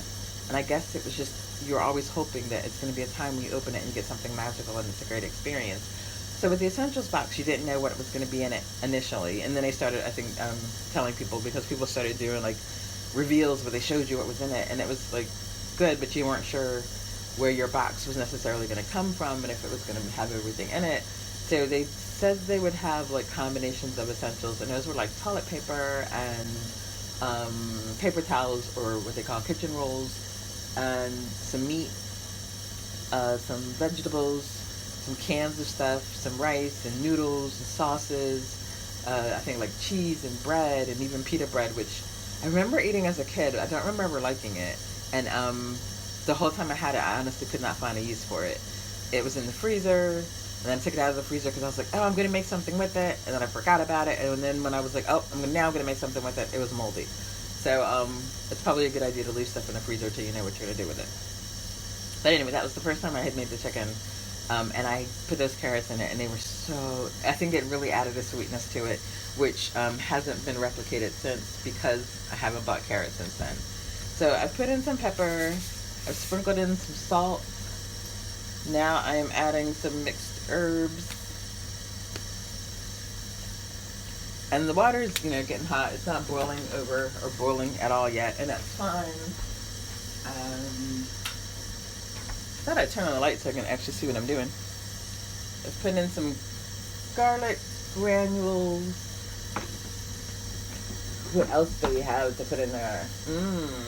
All-purpose seasoning. I was going to say, I wonder what's in here, but of course it's on the back, isn't it? Well, you would think it is. Seems like if I was allergic to something, it'd be useful to know what was in there. But I don't see it on the back. And as far as I know, I'm not allergic to anything. So, my last one I'm going to add right now is some of this paprika and pepper. It's still seasonal. I was just thinking, oh, that's odd that that's all that's in there, because it's orange. I do have other spices, and those I think are more suited for something sweet that I might want to make. But for right now, I think I have a good base of seasonings in there. Ooh, I also have, it's funny because Marat and I were just talking about the other day what we were going to use these things for. Excuse me. Seems like a bit of seasoning is open. Oh, there we go. So back home we would have called it a bouillon cube. But I have this box. Oh, I think Mira got these. She was going to make something. Don't remember what it was. And she didn't get a chance to make it. But, so we have these XO cubes. This one is vegetable. But, although I have nothing against vegetables, I'm going to put it in. And let that boil. Or like break up. So it's going to break up anyway. And I'm going to stir it up really for no good reason, because I feel like it would just, as it boils, it will all mix it together. But now I'm going to put in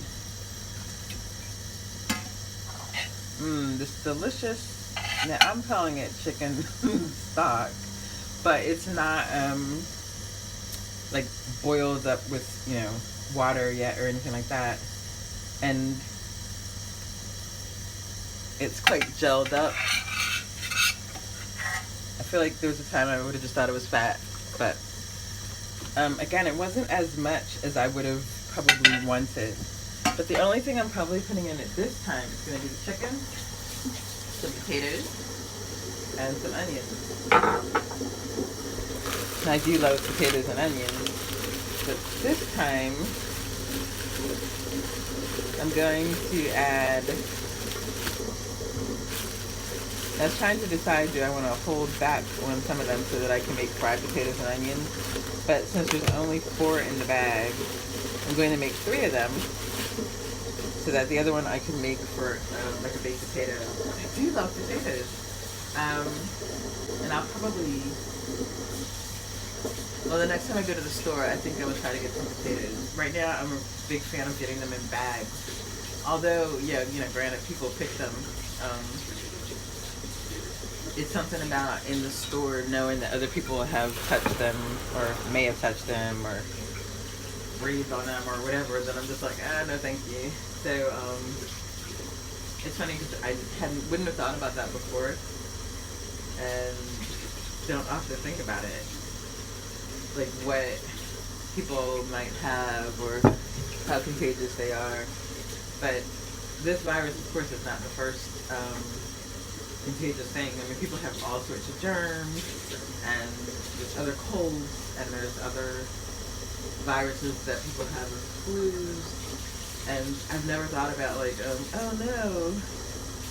Whereas now I do find myself thinking about that a bit more. So I'm more likely to get something that's bagged or frozen, and I don't know why that makes me feel more comfortable, because still human interaction. But anyway, so I have washed off my potatoes, and now I am peeling them. Now, I'm a fan of peeled potatoes unless I'm baking them.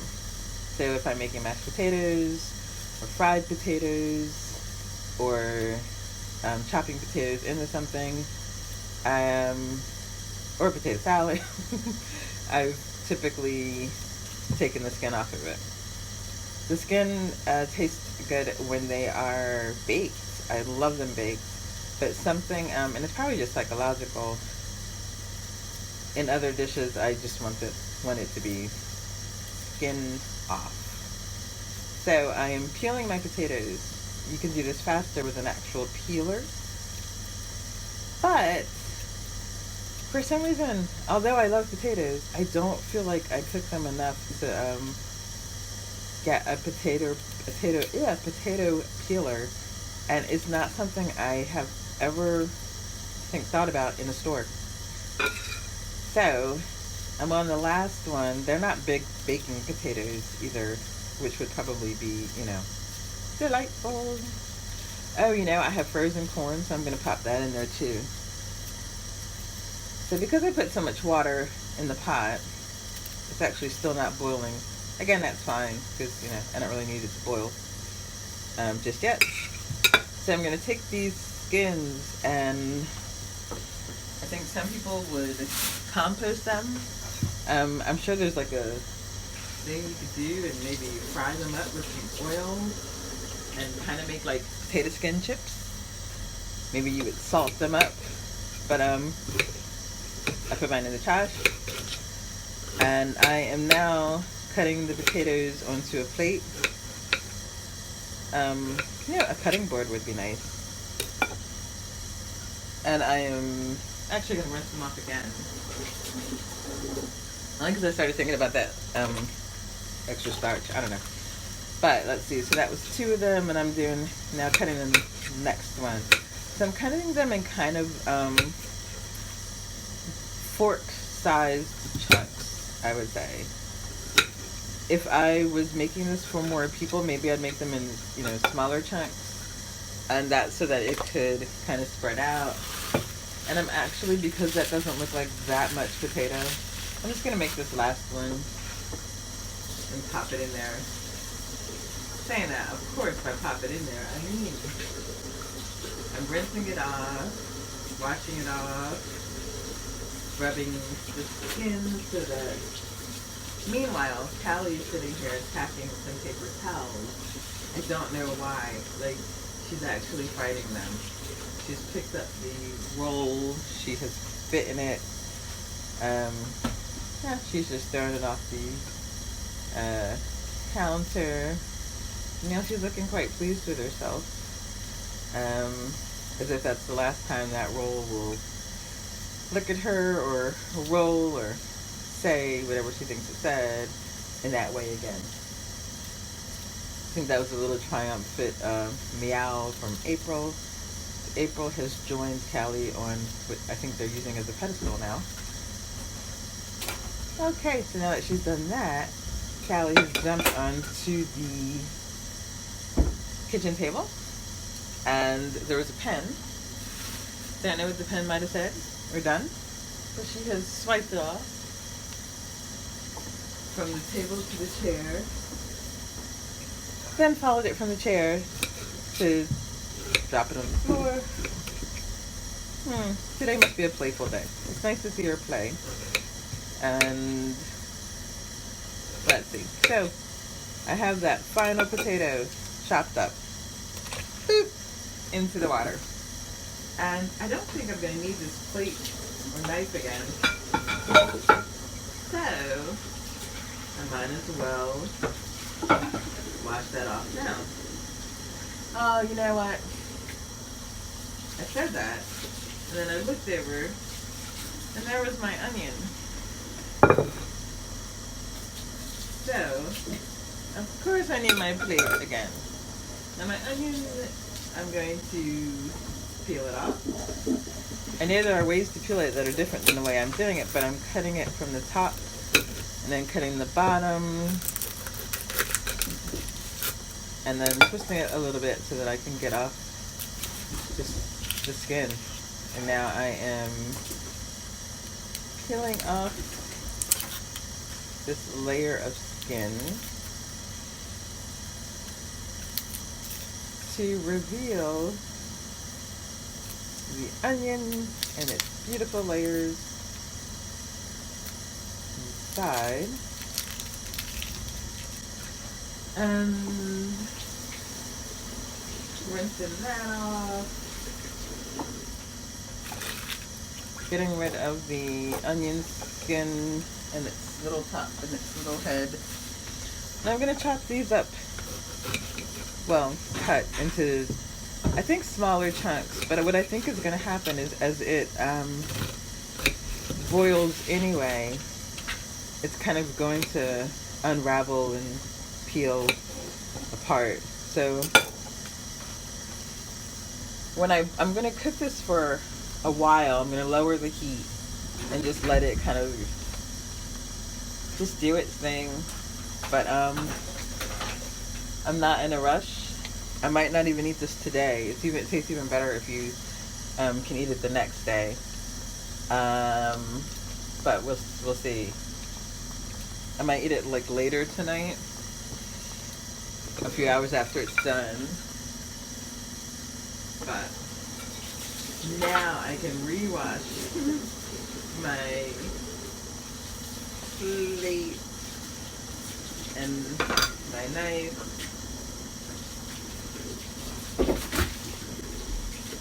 And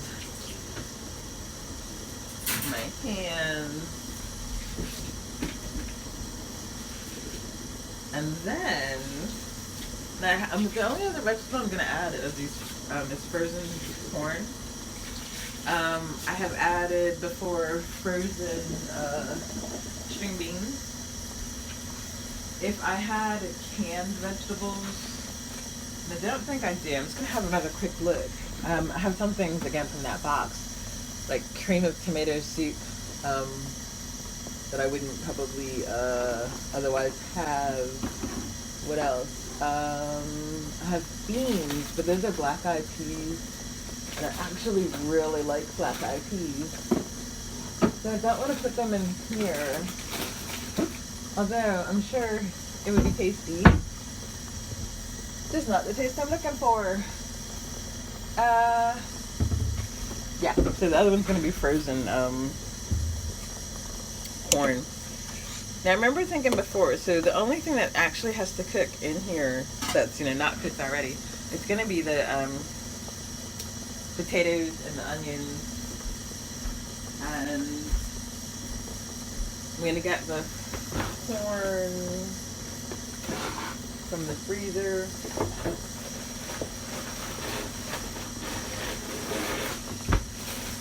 And of course, I keep it in freezer bag because otherwise, if I just kind of close it up, it can get freezer burn. So I was quite generous with my corn and poured about 1/4 of a bag frozen corn. It's actually sweet corn. And let's see. Put my plastics with my plastic. And recycling. And now those are in there. So you're probably thinking, isn't that the oven I hear? It is. You know what I might make later are some biscuits. I feel like I've tried to make them once. Didn't turn out too good.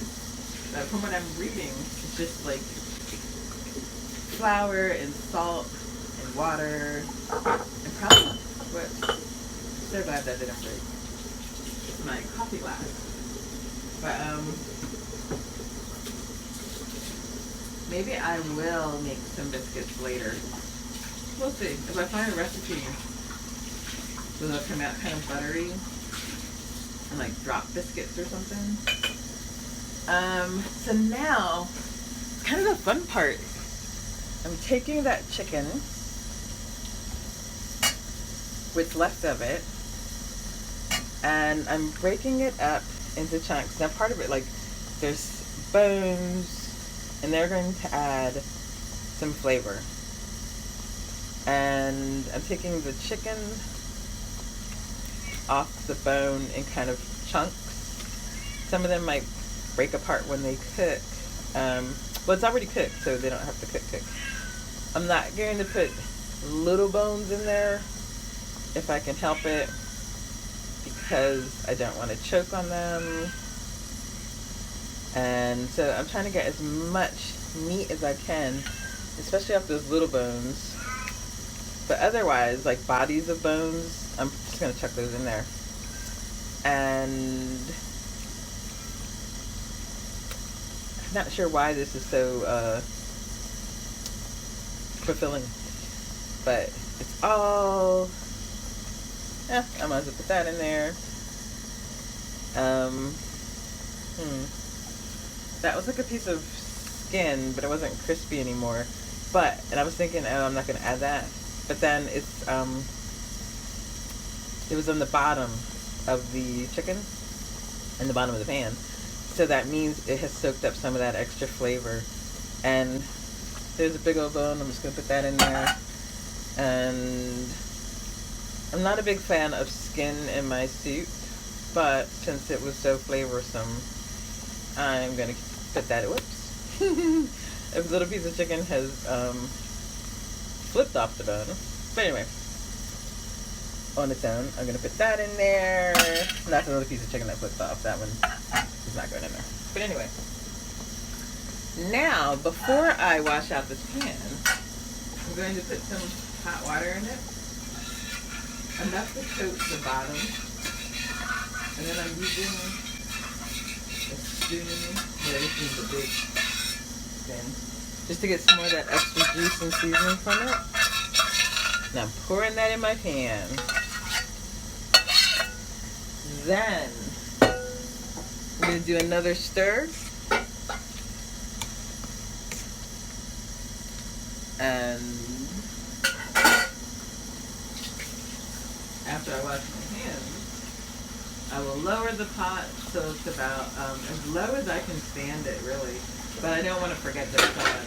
So this is really just so that the potatoes can cook without getting super mushy though. Because I don't need them as soft as if I was making mashed potatoes, but not much firmer than that anyway. So probably the potatoes themselves would be done in about 20 minutes.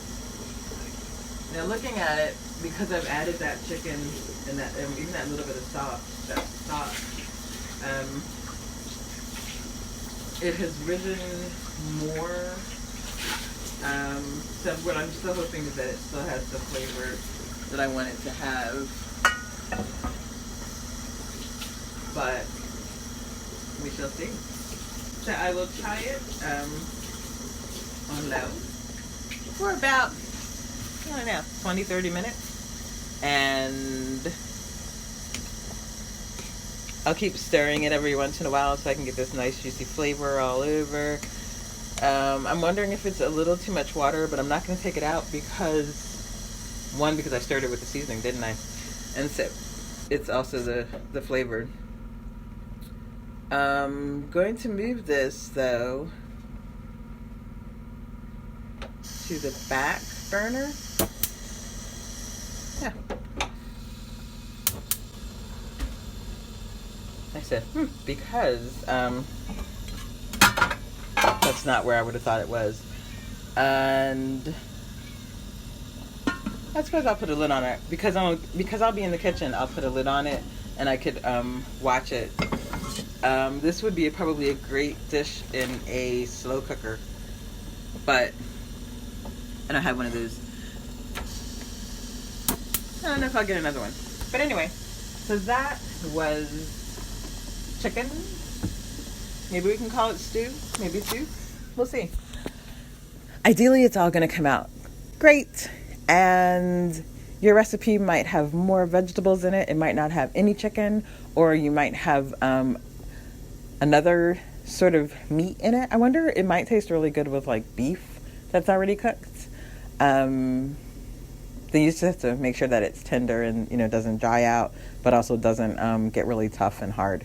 But anyway, I quite like it with chicken, and I hope you like it and put your own spin on it too. Love you. Bye. So I'm going to make some wet walnuts. Depending on where in the world you are, you can find these really easily at like any grocery store or maybe a corner store. But wet walnuts are a delightful treat. And in the UK, I can't find them. It's not like they don't eat ice cream or sweets, but they just, I guess they're just not into them. Or it really is a DIY sort of country, so I guess they thought you can make it yourself. And it turns out you can. So there's a lot of recipes online for making wet walnuts. And some of them require you to bake the walnuts. And I tried it, but it really isn't necessary. Maybe those were like fresh walnuts off of the tree or however they grow. But for the ones in the bag that are already, shelled and done whatever is done to them, you really don't need to bake them. So what I have is a container with a lid. And I have, what are they, halves? Yes, there are halves of walnuts. And I'm just going to not really cut, but break some of them up so that they're a little smaller. I really don't really mind the size, but it's just so that it's kind of manageable. And right now I'm really liking them in like plain ice cream. And I say that even though today, well, for the order that was coming today, I had ordered, what was it? Ice cream with cookie dough ice cream. And I remember getting this back in the U.S. and they had Turkey Hill ice cream. And I feel like they had it with Toll House cookies mix, cookie dough. And those were delicious. And then at some point, I don't know what happened, but they stopped making that. And they just had like regular cookie dough. And it just wasn't the same. Or just wasn't the same to me. So the one here, I was going to buy it. and it was on sale when I went to buy it for £2.50, £2.50. Then when they sent me the order last night, like for my last time to amend it, it was £5. And I just thought, like, no way. And I had amended my order anyway because a lot of things were either more expensive than they were, or they were out, because it did take like almost 2 weeks for me to get a delivery slot. So instead, I got Haagen-Dazs vanilla for $2.50, and I want to say that was, a really good price. And plus, since I was going to put walnuts in it anyway, vanilla was good. So I'm covering the bottom with these wet walnuts. I don't know how long they last. Maybe a week, maybe longer. It probably depends on the sort of lid you put it on, when you put on them, whether or not you store them in the refrigerator or not. I don't store mine in the refrigerator, but just because if they're too cold, they just don't taste the same to me. And I guess I like mine room temperature. Although saying that, I feel like the first time I did put them in the refrigerator. I may need to look that up. And you probably want to look that up as well. But again, there's a whole bunch of recipes about like how to do it and what to add. And so one that I liked, one because it was kind of easy, was you lay the walnuts on the bottom, and then you put a layer of golden syrup and a layer of maple syrup. And oh, thank God. So I had this maple syrup before, and oh my goodness, I didn't like it. It was Canadian maple syrup, and I feel like it was the store brand. And I felt like it was a price to pay for, I don't know, being mean to somebody one day. It just wasn't very good. And so I was thinking, actually, I'm just going to use the golden syrup, because I think either one would have actually been just fine. But looking in the cabinet, it turns out I have, which I haven't seen, maybe because it was facing to the back and the other one was in front of it, but Aunt Jemima Country Rich Homestyle Syrup. This is not a plug, but I mean, if you're going to do syrup, Aunt Jemima is delicious. So I am pouring the golden syrup, layering that over the walnuts. So right now they're still dry walnuts. And you just want to soak them, so enough to cover them. And then the maple syrup. It's really just for flavor, and maybe actually for the color as well, because wet walnuts seem to have a little brown syrup. Oh my goodness. I just had a little bit of taste of that Aunt Jemima syrup. And wow, it really does taste like home. So now that I've poured both over it, I'm actually going to put some more, because looking at it, the syrup is all down the bottom. And you kind of want them really wet. Sounds like I'm running out of this, but actually, I was going to say, I feel like I just got it. But I used it at least once. And that's dessert golden syrup. I think the other one I had wasn't. So anyway, I added more of that. I added more of the Country Rich Homestyle syrup. And now it's nicely covered. The nuts are completely covered, but not like to the point where they're drowning. I'm putting the lid on rather nicely and tightly. Then I'm going to just shake it. And I'm even turning it upside down. And that gooiness is just going to come to the top. And then I'm shaking it some more. That's why you want to make sure the lid is on. Because can you imagine having to clean up all that oil? I mean, not oil, but that sticky syrup. And then 2 sticky types of syrup. Ugh. But anyway. So now, it's nice. Whoops, it wasn't quite as tight as it should be, but nothing fell out. So it's nice and tight. Now you're going to let that sit. And you would think, because they're sitting in this syrup, they would get hard. But maybe because it's syrup and it's sugar and whatever, they really don't. And they, I'm sorry, you'd think they would get soft, but they don't. They don't get soft. They don't get hard. They're about the same texture as they were when you popped them in there. They're just gooey and delicious. So I usually, like, if I'm going to put it, I'll wait as long as I can. So this will probably go, I'll leave it till tomorrow because I have some from the last time for today. And yeah, I'm going to soak this at least overnight. Before I do, I'm going to look at the directions and see one of the recipes just to see if it needs to go into the refrigerator or if I leave it out. And that might be the difference for how long it lasts. So maybe I'll pop back on and let you know what I find. See you soon. Love you.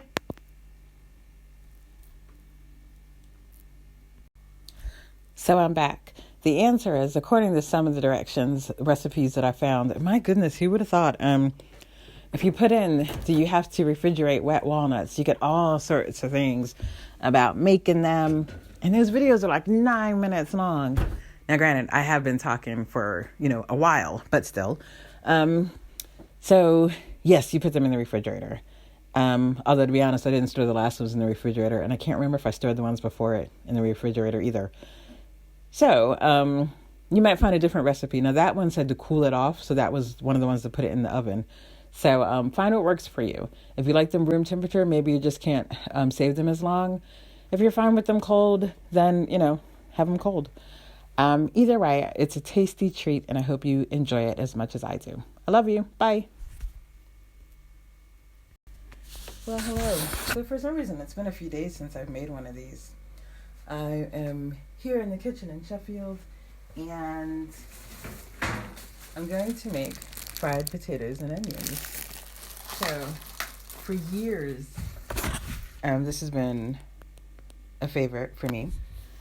Gran used to make fried potatoes and onions. Hers are really delicious. And people make them different ways, or have made them different ways. Well, of course, like anything else. But there are certain ways that I like them, and certain ways that I'm not particularly fond of. So I like mine where the potatoes are peeled and there's some oil in the pan.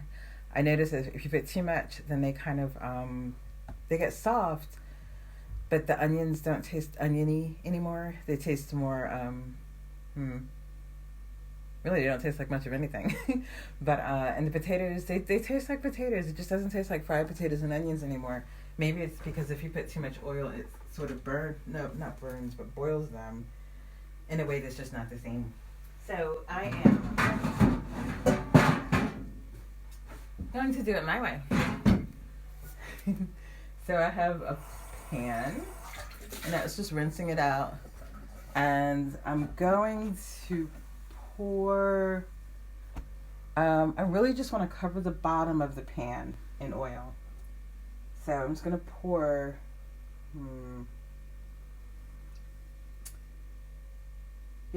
just enough.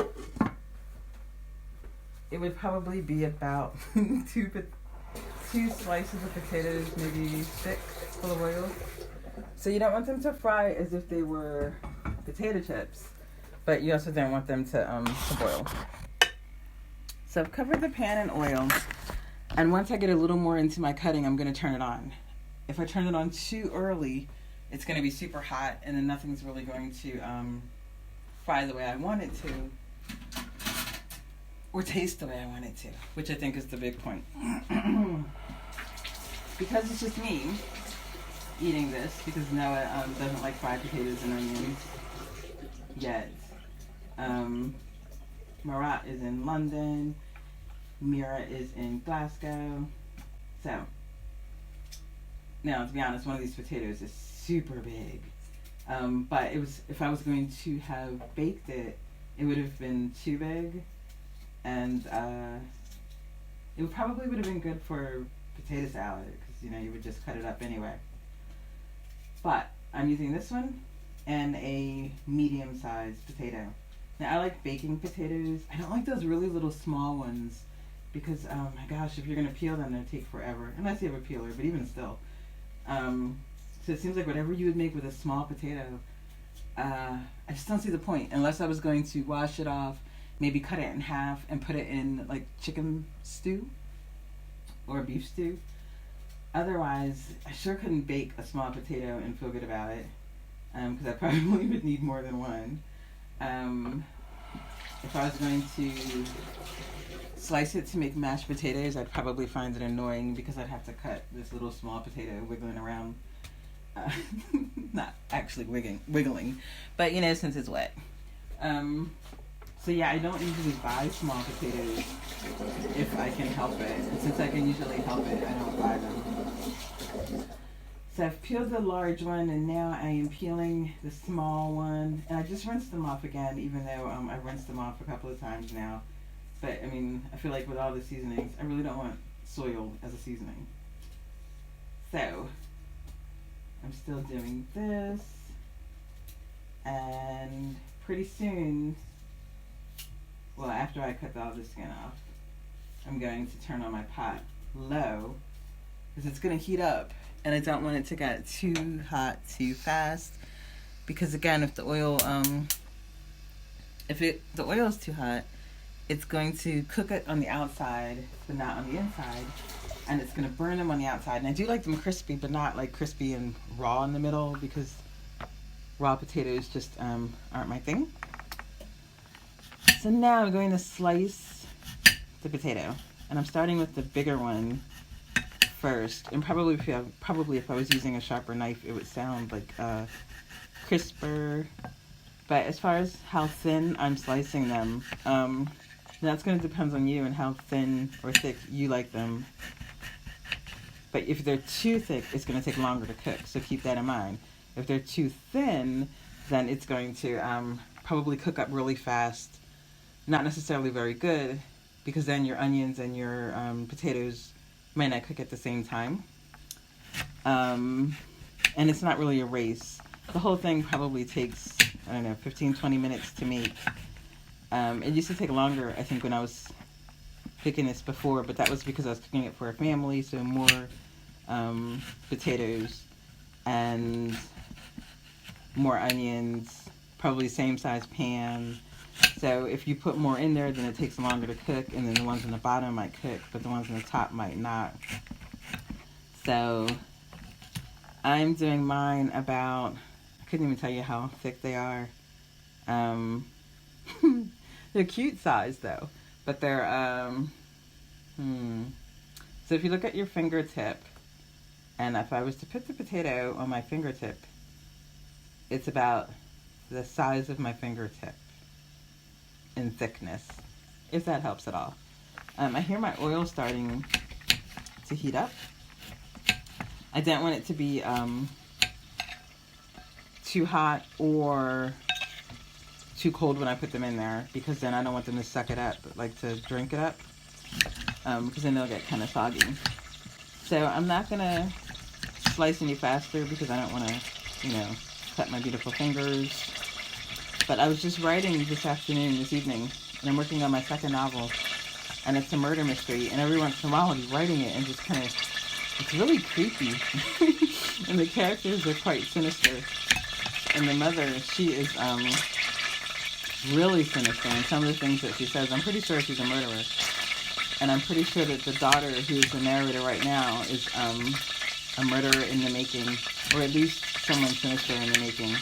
Yeah, I haven't decided. I know it's a murder mystery, or I think it is right now. It's leaning towards horror, which isn't something I typically write. But, again, I think inspired by the pandemic and the way society seems to be behaving, in terms of things that it just makes you think of and wonder about. Murder mystery and horror just seems so right to write about right now. And part of that is because I started out, I probably mentioned this before, but I started out writing murder mysteries, and writing them now just kind of makes me feel really comfortable, and like you're writing home again. So I decided I'm going to take a break, mainly because I think I was scaring myself while I was writing, and I was thinking, my gosh, the mom might kill the daughter while they're sitting there, and it's not what I want to happen, and it's not what the daughter wants to happen, and it's not what actually needs to happen. It's just that she's more and more sinister, and so sometimes I need to take a break to just kind of look at what might happen next, what might diffuse the situation, where it might go, what are the questions? And it's really fun because it's a novel and not a short story. I don't have to rush it. So I have room to kind of explore and ask and answer questions. And some things are just maybe things that I need to know for myself that may feed into later, or it might just be like, okay, I've written that and let me get this out of my system. Or it might be things that are, they stay in the places that I have them. So right now, I might write something and then kind of go off in another train of thought, like I do when I'm talking. But that's really useful, I think, for me to get to know the story and the characters, and also to get to know what might happen, what's at stake, and just reminding myself that, although they're fictional characters, in that book, in that context, they are real.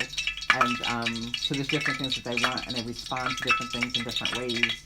And so right now, one of the things they're responding to is death, the death of the father and the death of the town's mother. But it's a town that kind of doesn't allow itself to grieve. And part of that is so that they can keep requiring people to do other things. But if you're not grieving in usual ways, what ways are you grieving? So anyway, I'm sitting here and so that was what made me decide to cook. That's also what made me decide to cook what I wanted to have. Because I think sometimes, you end up having just something, but nope, I wanted a specific thing, and I've been wanting it, and so I was like, just make it.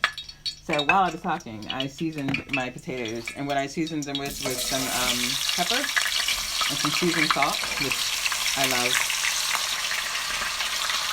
And I seasoned the one side. Now I'm seasoning the other side, right in the pot. Not really going to add any salt. I think maybe seasoned salt has enough. And I'm going to wash off my onion and peel it. You can put all sorts of things in your fried potatoes and onions. You could put fried potatoes, onions, and carrots and peas, or broccoli, or shrimp. I'm just using fried potatoes and onions, and I'm having some pork chop and spinach, because actually I love spinach, and I quite like pork chops, so why not have that? So the first onion I was going to use was too soft, which is also weird to me in a way, because they all come in the same bag, yet they're clearly not all the same age or ripeness when you get them. But I have peeled off my onion and just off some of the outer layer. Now I'm going to slice it.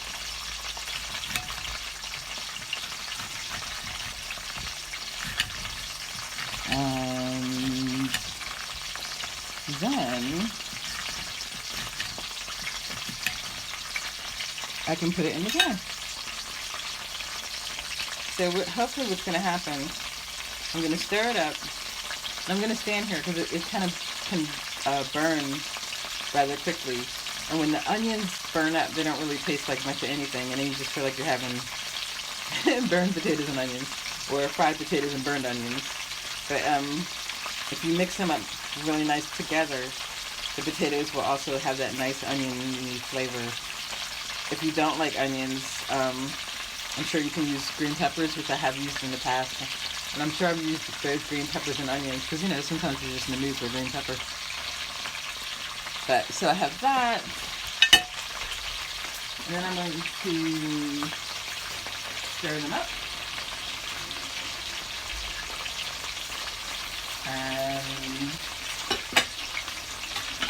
I might add pictures, although I'm thinking like the other ones don't have pictures. But we'll kind of see about that. Maybe I'll find some on the internet. Or draw one. I could. Actually, because this is food stuff, like the potato peels and the onion that's going to be bad, I'm going to put it in a baggie That's why I put it in the cash. And that's partially because of the smell. And also, of course, because we have the cat. And that whole curiosity thing is quite true. I love sandwich bags, but not this brand. Yeah, so I just noticed that. It has this, it has this line on the back, on the one side, that is like, you could peel it and stick it on something. And I remember thinking how odd that it doesn't seem to fit. Like it's only green on one side. So it's not like a little track or, what's it holding on to. And looking at it now, can't figure out what it does hold on to. It's got to be something, because when they're closed, it's thick. I don't know. I'm not going to buy this brand again. There's something about pressing it down at the right place. Oh, I got that one to do it. I guess it has nothing to do with the green thing. I don't know what that's there for then. Maybe just so that you know, I don't even know really. But I have a big old ladle, and you would use either that or spatula. Now I can see that I put just a little bit too much oil. And I can tell because some of my smaller fries in the bottom, some of my smaller potatoes in the bottom. Oh yeah, I'm sure you could use French fries and make fried onions with them. Like, just you wouldn't use as much oil. You would put them in a pan and kind of like not stir fry, but just not French fry them, so less oil, or about as much oil as I put in here now. So probably if I was to do it the next time I do it, well, I'm saying it seems like it's a little too much oil, except that it's they're not burning up. That's partially because I'm stirring them. Some of them are sticking to the pan. That's why I wanted to use this pan though, because it's not really hard to get up. And if you don't put enough oil, sometimes it'll stick to the pans, and then it's horrible to get off to try to get it up. And especially because the part that seems to taste so good is that part that would stick to the pan. So here it'll stick a little bit, and then some of my potatoes should be kind of crispy, but not crispy as in, oh no, it's burnt, but crispy as in seasoned and fried enough and deliciously yummy. This, I feel like, fried potatoes and onions, it's like a, it's a trial and error sort of recipe. I don't know that there's one way of doing it and they're always going to come out right. But I think few things that I make probably always come out the same. Now, some people will say it's because I don't actually follow a recipe. And some people might be right. But, yeah, I mean, I guess if I could say, well, it's going to be a pinch of salt and 3/4 of a teaspoon of seasoned salt, 2 teaspoons of pepper, maybe it would come out a certain way, and maybe that would come out the same way. But maybe one thing I like about potatoes and onions is they kind of always feel like the mood I'm in. When Gran made them, they always came out delicious, and I can't say I remember them ever coming out a time when they tasted the same or tasted different. They were just Gran's fried potatoes and onions. Mine, I think, have come out over the years differently, just with different influences. I know Miss Tony used to so sometimes if you're like in a rush, you would think, oh, I can boil the potato and it'll cook faster. But actually, how long does it take for the water to heat up and then the potatoes to boil, and then for you to take them out and slice? They have to cool off, then you slice them and you boil them. Like, my goodness, that actually doesn't take any less time. What does take less time is if you slice them thin. I know Miss Tony used to put them in a microwave. I think skin on. Put them in a microwave, let them bake, and then like kind of chop them up in some in the pan and fry them with oil. And that takes as long as it takes for potatoes to cook in the microwave. And then you still have to either cool it down so that you can slice it or slice it. while it's hot, if you, I guess, have oven mitts on, and then you still cook them in the oil. For me, I guess, right now, at least, I'm fine with slicing them thin, or thin enough, and putting them in the pan with my oil and my seasoning, and stirring them around, and kind of watching them cook, and thinking, gosh, I can't wait to eat you. But anyway, so since I'm watching them cook, I think I'm going to add just a little bit more pepper. And I would say it's for color, except this is white pepper. And psychologically, it probably doesn't do the same thing for me as black pepper does. And so that's probably why I end up adding more. Although I can't remember thinking, oh, I've added too much pepper on something. But most of them look like they are just about cooked. I can try to break them up. Wow, that one is quite, I think, raw. But I'm going to cook this like this for a bit. Then I'm going to turn it down and put a lid on it so that it will continue to cook. Soften up a little bit. I don't want them to be mushy though, so I'm not going to put the lid on just yet. Now I probably could pour out just a little touch of oil. Why don't I give that a try? So I have a clean bowl. I'm taking it off the fire, the pan of course. Pouring it just a bit into the bowl. And now it's still enough to coat the bottom. And we shall see. I'm going to pour this oil into another thing of just oil. And then I can wash out my bowl. Probably because sometimes I don't like dishes in the sink overnight. I don't know why. It doesn't affect how I sleep or anything. But I think I just like the dishes out of the way. What else am I gonna have? I'm gonna have some spinach. I am gonna make that in the microwave. But I'm gonna let this potatoes cook a little bit more. Get a little bit softer. I may write some more after dinner. I'm not sure. Another thing I want to do is to animate or make like a little movie of a short story that I wrote. That it was, let's see, commended or something in a or longlisted or shortlisted. I don't remember which, for a collection for an award.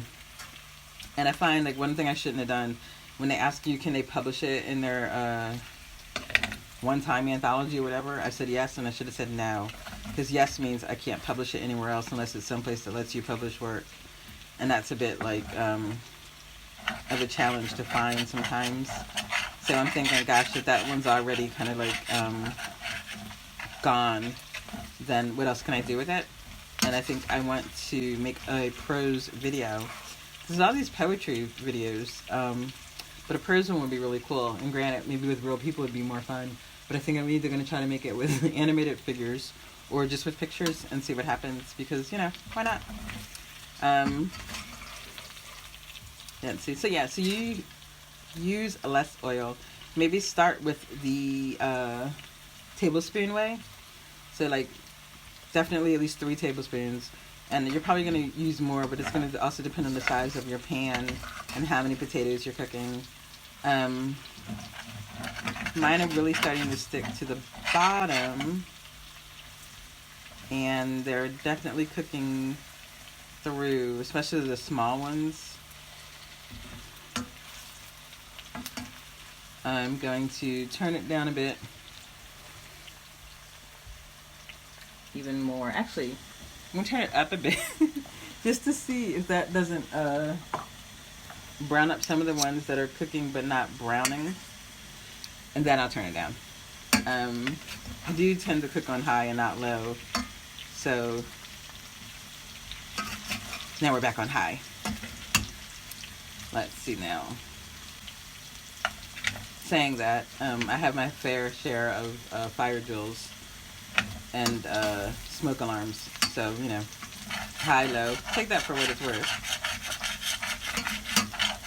I'm just kind of scraping some of this brown off so that it's still, because it's like flavoring, and I don't want to lose that flavor, but I also don't want to be scraping the pot,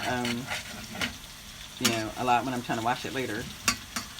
This is going to be one of those ones that you have to soak. But, so that is cooking quite nicely.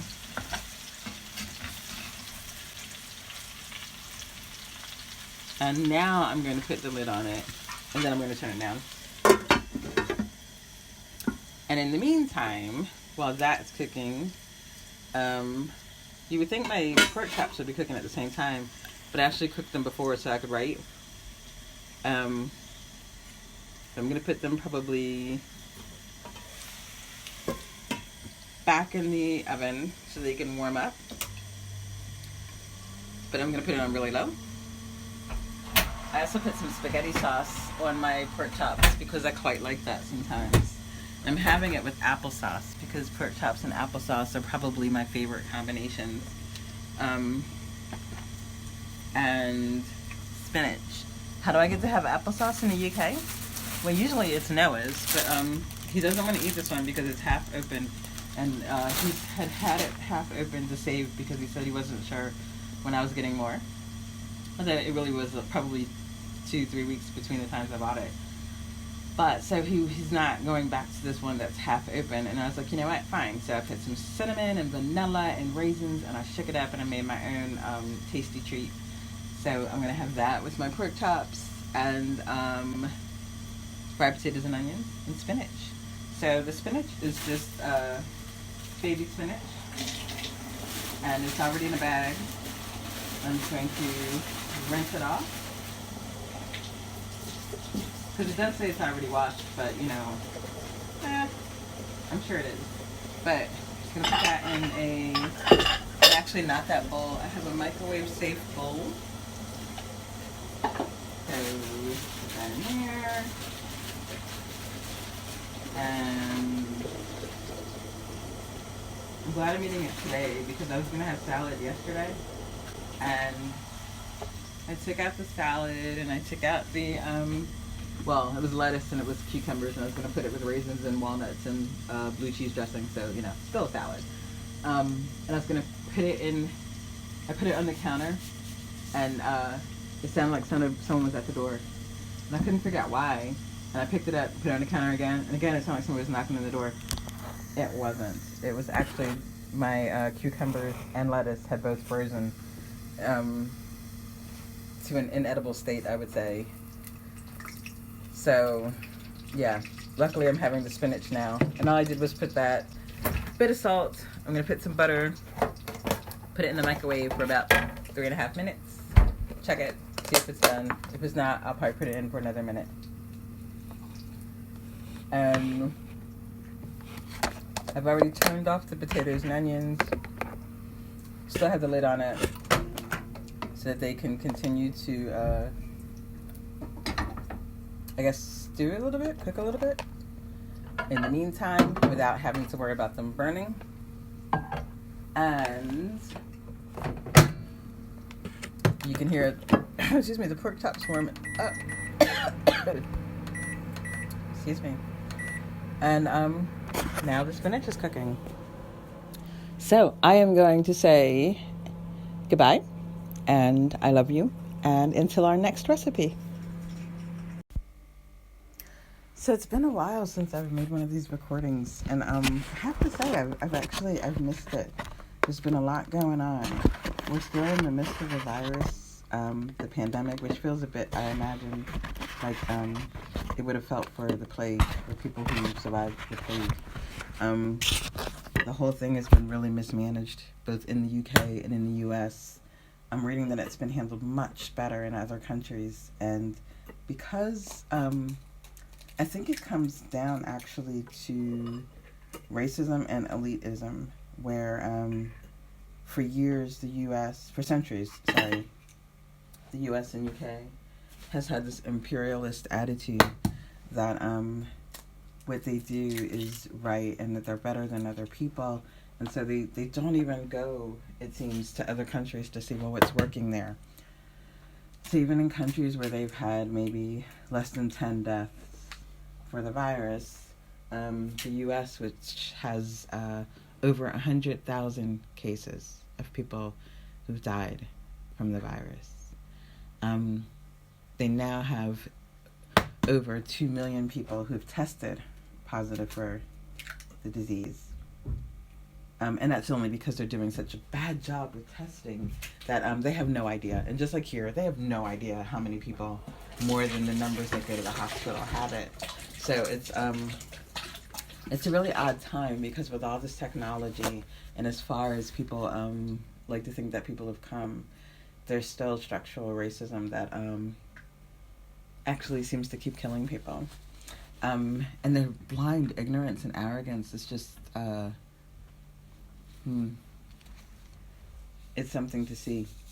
And then, of course, we have this really strong Black Lives Matters movement going on right now.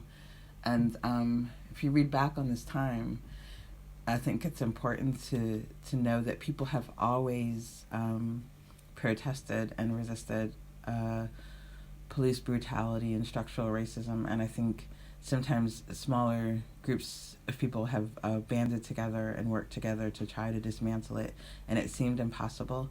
And now you see larger groups of people bonding together in ways that are actually pretty beautiful and definitely necessary. And I would just encourage you, whenever in time you are, that when things look like they're impossible to dismantle, it's actually not that. Most of these structures, they grow to be these mammoth, Goliath beasts, but they are quite tameable when people want to. And when they don't, well, sometimes I guess it takes encouraging them. And that encouragement may take a lot of forms, and some of them may feel uncomfortable. And sometimes we have to choose our comfort levels. And only you can decide what your comfort levels are. So there are people out physically protesting, and people protesting and resisting in other ways. And so I would encourage you to find your way. Find your way. But also, for the other day, I had this, for the first time, there was, and it happens, and I read about it, I've just never experienced it, where I was in a space and people were talking, having a really positive discussion around what's going on right now. And like you see publishers now saying like, oh, I wish I had published this book, or I wish people had sent it. And that really exposes their ignorance and this arrogance again.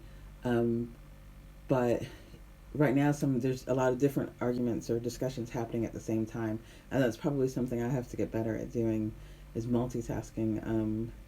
Because I know right now I feel almost consumed with the police brutality issue and the issue of people killing Black people and nothing happening, or nothing seeming to happen. And so I'm losing sight sometimes of how there are some advances being made, and that's great to see and be reminded of. And also that it's possible to fight for more than one thing at one time. So I see a lot of writers in the UK banding together because they want to be represented by publishers better. And for me, I'm thinking, wow, couldn't we just like start our own presses and, support one another? And we can do those things and still demand justice within, and representation within the system. So, what else? Right now I'm scrambling eggs. And I think I just missed talking to you, so that's why I did it. Also because I just scrambled some eggs and they came out like really bad. And I'm just making another batch. And I'm not sure where the other one went wrong, except that it seemed it might have just gotten too hot to quick. So I've taken 4 eggs and I've cracked them and stirred them with a fork. Put some salt in it. I used to put pepper in it, but then I guess I put too much pepper and now I didn't quite like the flecks of it showing through. So now you usually just do the salt. So I'm putting butter in the pan, and I'm going to move that around so that it melts. And then before the pan gets too hot, and it's not just stirred, I guess you kind of beat them because you want them to be nice and creamy. And I'm doing that in a hard bowl, which honestly feels like it makes a difference. In a plastic bowl, I don't know, it just doesn't seem kind of right. So I'm stirring that, and I'm still stirring as I pour them in the pan. And then I am stirring them in the pan already. It's not doing a thing, but they're starting to firm up in some places. Now, when I put them in the pan before, I usually let them sit for like, I don't know, a minute, 30 seconds. But I think since the pan was so hot, it just started to cook them. And before I made this extra, because I threw the other batch away, because there were a lot of burned bits in it. And so before I started this batch, I washed the pan out completely again, because otherwise those pieces of egg, like if you just scrape it out and there's still eggs on the bottom, they're going to burn, and it's going to make the next one taste burned. And usually, lately when I make eggs, I make them quite well, so that they're yellow and they're fluffy and they're tasty. So this batch is coming out tastier. Also, I think, of course, I guess it's, kind of common sense, but I do cook better when I focus on what I'm doing. So, like, if I'm cooking this and I'm standing right here, then it's more likely they're going to come out yellow and fluffy. Although, saying that, I'm starting to make some coffee. And the coffee is right next to the oven. And I'm making a Diva coffee. It is so good. And I don't know if it's because, no, I think it's just actually so good. It feels like such a lovely treat. And it makes a lot of difference. I don't know, maybe I don't like coffee as much as I like the experience of drinking coffee. And I like flavored cream. I did try to make that before, and it's completely possible. Maybe I'll give you a recipe for that. There are, of course, a bunch of them online, and that's where I found mine. But the first one I found, it said to use eggs in it. And I followed it, and I still don't know what those eggs were meant to do. I can tell you what they did do. It made it disgusting. It made me not want to drink it because there were bits of egg in the cup. And I can't figure out why they wanted you to do it unless it was secretly from a tea company and they wanted to inspire you to never drink coffee again. Instead, I made it without the egg, and it was quite yummy. So I will share that recipe with you as well. I might not make it while I'm sharing it because I do have processed flavor cream, which is hazelnut flavored.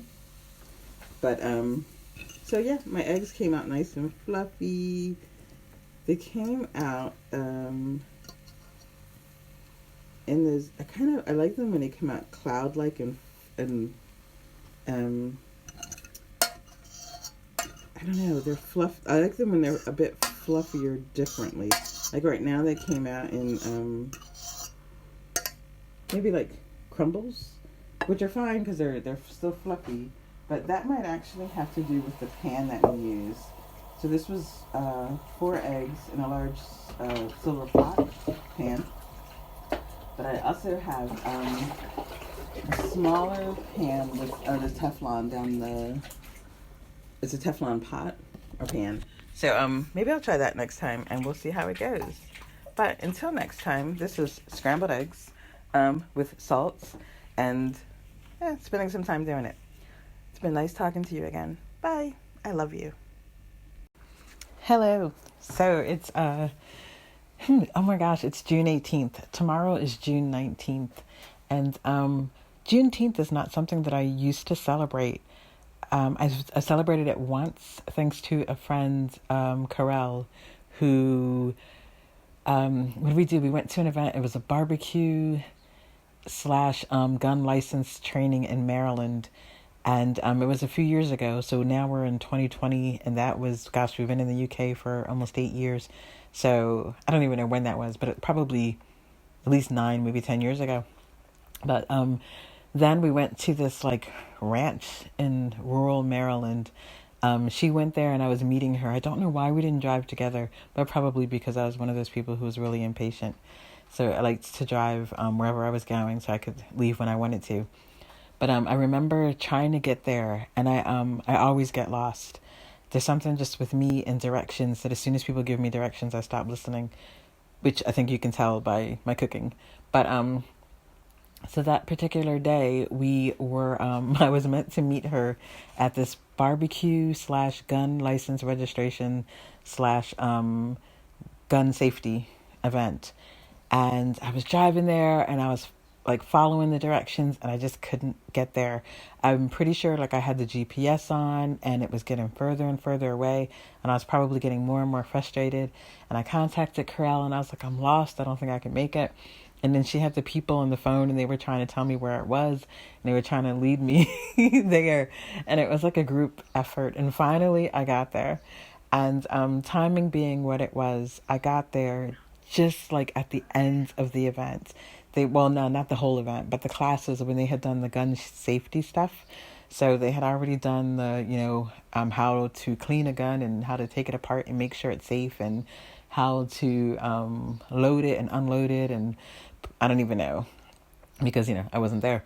So when I got there, they were like basically saying the end. And here's the form to fill out so you can get your gun license.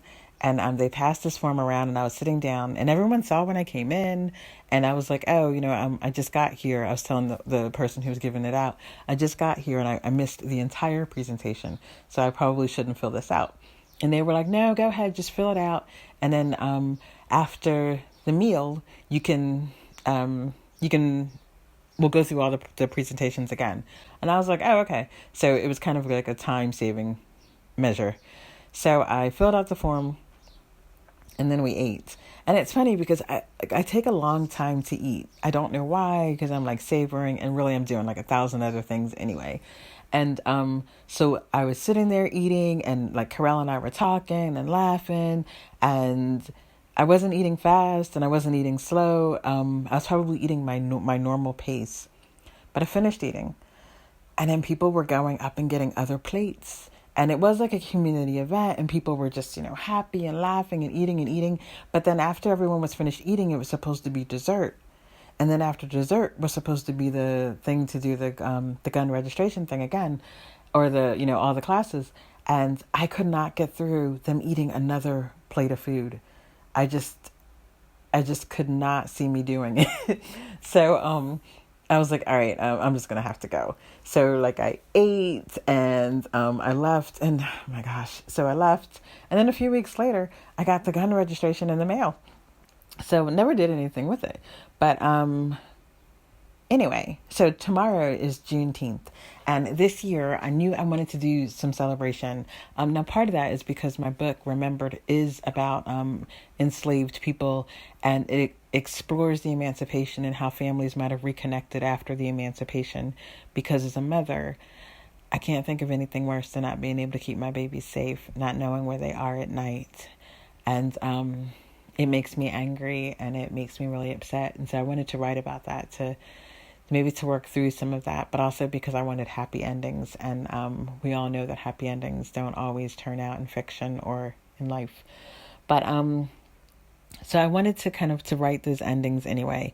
But so there are scenes of celebration in the story, which is good because I think I'm going to read one of those scenes tomorrow. I had thought I'd be writing something new, but then since everything I'm writing turns into horror right now, I'm thinking, maybe not. But we'll see. So we're doing a storytelling celebration and about like 9 people will tell stories and we have music. So Aaron is going to be the DJ and I think it's going to be a really nice just, event. It's only an hour, which is probably good because that's about my, I'm good for about an hour. So I think it's going to be a really lively event and I'm so looking forward to it too. So tonight I made pork chops. I'm hoping they turn out good. So what I did, I took 4 thin pork chops. I feel like they would be pork steaks, but they're not the same pork steak size as I would have gotten from like Asda. or Sainsbury's. So these were pork loin. So they're quite thin, and I seasoned them with some pepper, a bit of salt, some seasonal, and then I put my favorite vegetable chunky tomato sauce in there, and I baked it probably for longer than I should have. But I would say if you try this recipe, to maybe bake it for about 15-20 minutes. Check it after 10 minutes, turn it over. They're super thin. And if they cook too long, they're going to get dry and they're going to be hard. And of course, you want them to be nice and juicy. I like doing them in this sauce. And if you do it for too long, the sauce is going to bake and it's going to bake out. And then it's just like, pork chops and burnt sauce. So I did it this way so that it'll still be juicy because I'm having rice with it. For the rice, it's just regular long grain white rice because I like it. And then I poured some in a microwave safe bowl, put some salt and some butter because for some reason nothing is annoying me more than like bland rice because oh my goodness. But anyway, so I put that in the microwave for about 6 minutes, stirred it up. I usually put like the rice on the bottom and then fill the water so that it's maybe certainly not halfway, but maybe like a quarter or a bit more of water so that it's over the rice. And I noticed the first time you put it in for 6 minutes, it seems like absolutely nothing happens, which of course isn't true. But I stir it up and then I might put a little bit more salt, a little bit more butter in it, and then I put it back in the microwave. And in that next about 5 to 6 minutes, it really it cooks them. They're really nice and fluffy. They look beautiful. You don't have to take them out right away because any extra moisture seems to get sucked up in by the rice. If it doesn't, it probably means you added too much water. You might be able to pour out some of the water, cover it back up. I always cover the rice in the dish. And saying that, I actually didn't do that. But I'd recommend you cover it up because, the water and the steam gets everywhere. It gets really hot, and that's why I'm using a microwavable bowl and not just a regular one that can go in the microwave because it does get really hot. And I've been burning my fingers sometimes lately. So my rice today is lovely and fluffy, and it has, it's buttery. And then I'm going to put that on the plate on the bottom and then pour the pork loin over it, lay them over it, and then pour some of this delicious vegetable chunky tomato sauce on top of that. Mix it all together because I like my rice to be in sauce. And that's it. I could put the rice in the pan with the sauce, but I don't see myself doing that. So that is my pork loin with vegetable chunky sauce. I could say homemade, but really I opened up the jar. And I actually find that the store brand jars of the vegetable chunky tomato sauce are absolutely delicious. I have had it in the cold section with the little lid on it, little sauce thing. Absolutely delicious. The ones that cost more don't actually taste any better. So that's one thing I've learned. So I'm going to have mine, and I'm hoping it's juicy and not too dry. And if it is, it'll just be because I left it in for too long. I also finished it up on top of the oven. So I put it on the stove afterwards because it was juicy, but it just seemed like part of it was maybe a bit fatty, and I just didn't want that. So I was kind of hoping what might happen was that it would cook it off just a little bit, or like brown it a little bit, but I'd actually put too much sauce for it to even want to brown it. So that's fine. I'm looking forward to eating it. And that's all for now. I love you. Well, this is the end of the cookbook. I just want you to know how much fun this was and how nice it was to spend and share the pandemic with you. Hopefully it's our only pandemic. And if not, I guess there are things that we can learn from it. Maybe one thing is take care of ourselves, of one another. We can't trust anyone else to do it. The governments don't really know what they're doing, and they will let us down. But we can always take care of each other, take care of ourselves, love one another, and find ways to be prepared. I love you all so very much. I'm proud of you, and here's to writing your own cookbooks and making your own memories, and always knowing how much I love you.